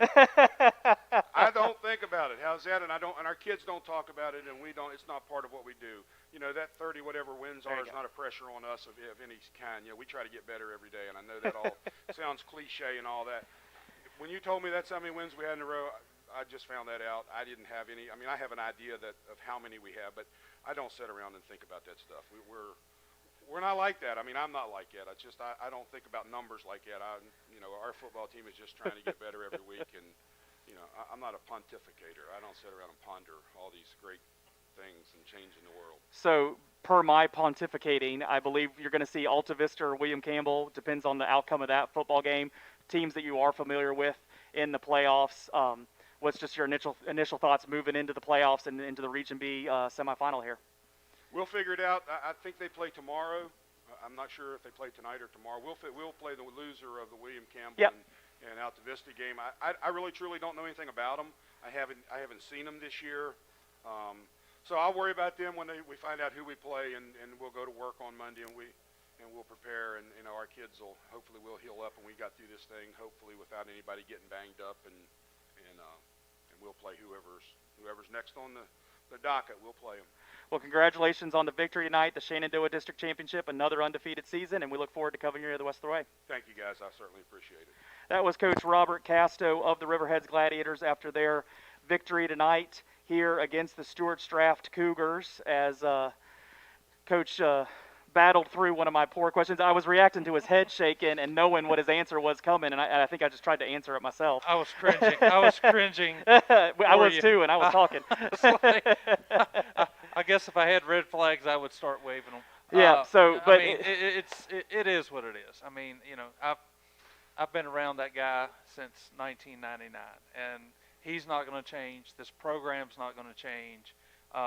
It's just one step at a time, another brick in the wall. When you hear him say what he says in a post-game interview about we don't look ahead, we don't care, we don't know what this has added up to, he's not lying. No, and I played for the man, and I asked the questions on the radio to let him say that. But that's what he preaches in the huddles in the post game. That's what he preaches in the locker room before they even come out here. And every day before and after practice, it's some version of that same keep your head on what's this initial, what our goal is. And you can have a high goal. They do. Their goal is the state championship when they start the season. And he's not afraid to admit that. Right. But they focus it at one game at a time. This means this means this, and if things start adding up, fine. We don't care what they've added up to. And it's not a show from Coach Casto. That's what he beats into the head of all these players. And I played for him a long time ago now, 20 Right. years ago now, Right. and it's exactly the same tune. Yeah, I mean, he might know which bodies of water are being stocked with fish, but he has no idea what Alta Vista and William Campbell look like. I guarantee you. And you, like you said, you played for him. They're going to come to work. It sounds like they're getting Sunday off. They'll come to work Monday. Sunday's Easter, so that makes sense. But I know that the preparation's going to be there. They don't need as much time to get ready. They've obviously been here umpteen times, and they're not going to change what they do. They're going to see what the other team's strengths are. They're going to try to be prepared for it. I mean, Coach talked about Latrell Fomby of draft tonight. They know he's a good football player, but seeing a guy on film and seeing him in person is two different things. And that's another aspect that would have been a good question is, I guess now you tell me. You can't, I'm assuming you can't just go scout people. You can't be in the stands. Can coaches even go scout teams in person anymore? And watching the team on video does not give you the idea of the speed that team has. And I'll say that for Stuarts. I'll say that I've watched Stuarts draft on video this year. I had not called one of their games. You guys have been covering on the radio, and I've been here. They looked better in person than they looked on video. I'll give them that. They're I've been saying it all along. I've seen them practice some more than seen them play, and I've seen the speed is there. The Stuarts Draft Cougars are going to go a long way. I mean, they plan on hosting a state championship game, I'm sure. Riverheads is counting on hosting a state championship game, and I hope we have it. I hope we get to broadcast both games because I think these two football teams defensively can beat anybody in the state, without a doubt. And like you said, you played for him. Casto it's not going to change. They're going to run their 6 or 8 plays. Tonight the wrinkle that they bought out is they ran the overloaded line to the left, and Smiley just is running behind 8 guys, and then to counter that you fake it, and Dunlop runs the sneak for a big play. So that's the trickiness of the Riverheads offense. Draft tonight, looking at what they could have done differently, I thought they looked really well. Really good when they spread it out a little bit more. It gave them a little more running room. I'm surprised they didn't throw the ball a little more. I think they know what they can do. I don't know if either team really wanted to show everything tonight. Obviously. Yeah, I felt that. Did you feel that? I felt that, especially from Riverheads, just because I have called Riverheads games all season. So I felt that I've actually probably seen a little bit more from them in other games already that they didn't show tonight that I think we will see at some point if needed. Yeah. So it's an interesting approach for coaches to make here when you're trying to win a ball game, but you're also trying to, not put all your cards on the table when your goal is 4 weeks from now and not just in tonight. But we do have some out-of-town scores that we will give you. I'll start with the Buffalo Gap conversation. Buffalo Gap did go on to win that game 37-12 over Fort Defiance. Buffalo Gap with a 3-3 record. PowerPoints and Riders is all it is from here. So they did their part by winning. Clark County was winning 48-0 at the half. We'll assume they win. Strasburg 54-6 over Stonewall. I think that was during the football game. So those two teams taking care of business there, but it's all going to come down to rider points as Gap will not get a rider from Luray, but Luray should be right around Gap and maybe just behind Gap as Luray loses to Page County 37-28. Wow. Luray was leading that game 28-24, and then Page scores 13 more points and wins that football game, and Luray didn't get on the scoreboard again. So a lot of interesting stuff to be had and to be there. Watch Twitter, watch the message boards tonight, because I'll be on the Twitter probably, and other people will be on the message boards, and we'll try to get it figured out. The last score update we had from Wilson Stanton was 27-6 in the third quarter. Wilson doing a good job there, trying to get to 4-2. Waynesboro loses their game to Broadway, 19-8. Did a good job there, scoring late in that ball game, getting on the board. But the big one up in the Valley District, 5:56 to go. Rockbridge is getting the ball back, leading 24-21. So another epic game going on tonight in the Shenandoah Valley. This one happening in the Valley District. So a lot of good football out there. But we had an absolute epic of a football game here in Greenville, where the Gladiators come away with an overtime victory. 10-7. I never even looked at the final scoreboard. I had to think of what just happened. What did I just see? This is a guy that, hey, but this guy can get you the PowerPoints. 10-7. Yeah. 10-7 with the field goal to close it out in an incredible ball game here in Greenville. Riverheads will be hosting a playoff game again next week against the loser of tonight's or tomorrow night's Alta Vista William Campbell game. Stuarts Draft will host a playoff game next week as the number 1 seed in 2B, even after the loss. Right. They could be hosting Buffalo Gap, which could be an interesting little be. local backyard playoff matchup. But we will see what the PowerPoints tell us, as I'm sure ESPN 1240 The Boss will be calling a game next week, and listen this week for updates on where that will be, as we'll have coverage here at Riverheads as well for those of you watching online. And we all look forward to bringing you coverage of these playoffs, as it's been a great one. Bill, I'll let you decide, and if I don't like it, I'll argue with you. But I'll let you look into the Stanton Augusta YMCA Player of the Football Game. I know my vote, and it's the guy that did the last thing on the football field. I'll tell you what, there were guys on both sides of the ball that Aaron Nice, Latrell Fomby for Draft. I mean, to look at the team that lost the game, I mean, they played tremendous football games. But I know where you're going, and for a guy to come off the sideline and kick the ball twice when he couldn't make a mistake. Nope. Cooper's Robeson. my vote. Cooper's my vote. He's my vote as well. Cooper Robeson. I said it after the first week of the season when Buffalo Gap had a game winner in overtime in that game. Right. I called that guy out specifically on the Yak Sports podcast. Find us on Google and Spotify and Apple podcasts. I said it on there. I called the kid out because he kicked a game winner. Stanton had a game winner kicker, and I called him out. And so I want to do that again tonight. Stanton Augusta YMCA Player of the Game, Cooper Robeson, coming in there, ran on the field twice to score points, and he scored points both times. Kicked an extra point, that was huge, and then that field goal to win it in overtime, giving Riverheads the undefeated regular season and sent them to the postseason undefeated. Cooper Robeson, your Stanton Augusta YMCA Player of the Game. Great job tonight, Leland. It was a huge game. A lot of fun. It's always fun calling a great game, and we had the privilege of doing that tonight. So we thank you all for listening. We welcome you to listen whatever way you listened to or watched us tonight. Tune in next week just the same, and hopefully we'll have you covered one way or another on another great football game. But we will wait till then, as you've been listening to high school football here on ESPN 1240 The Boss.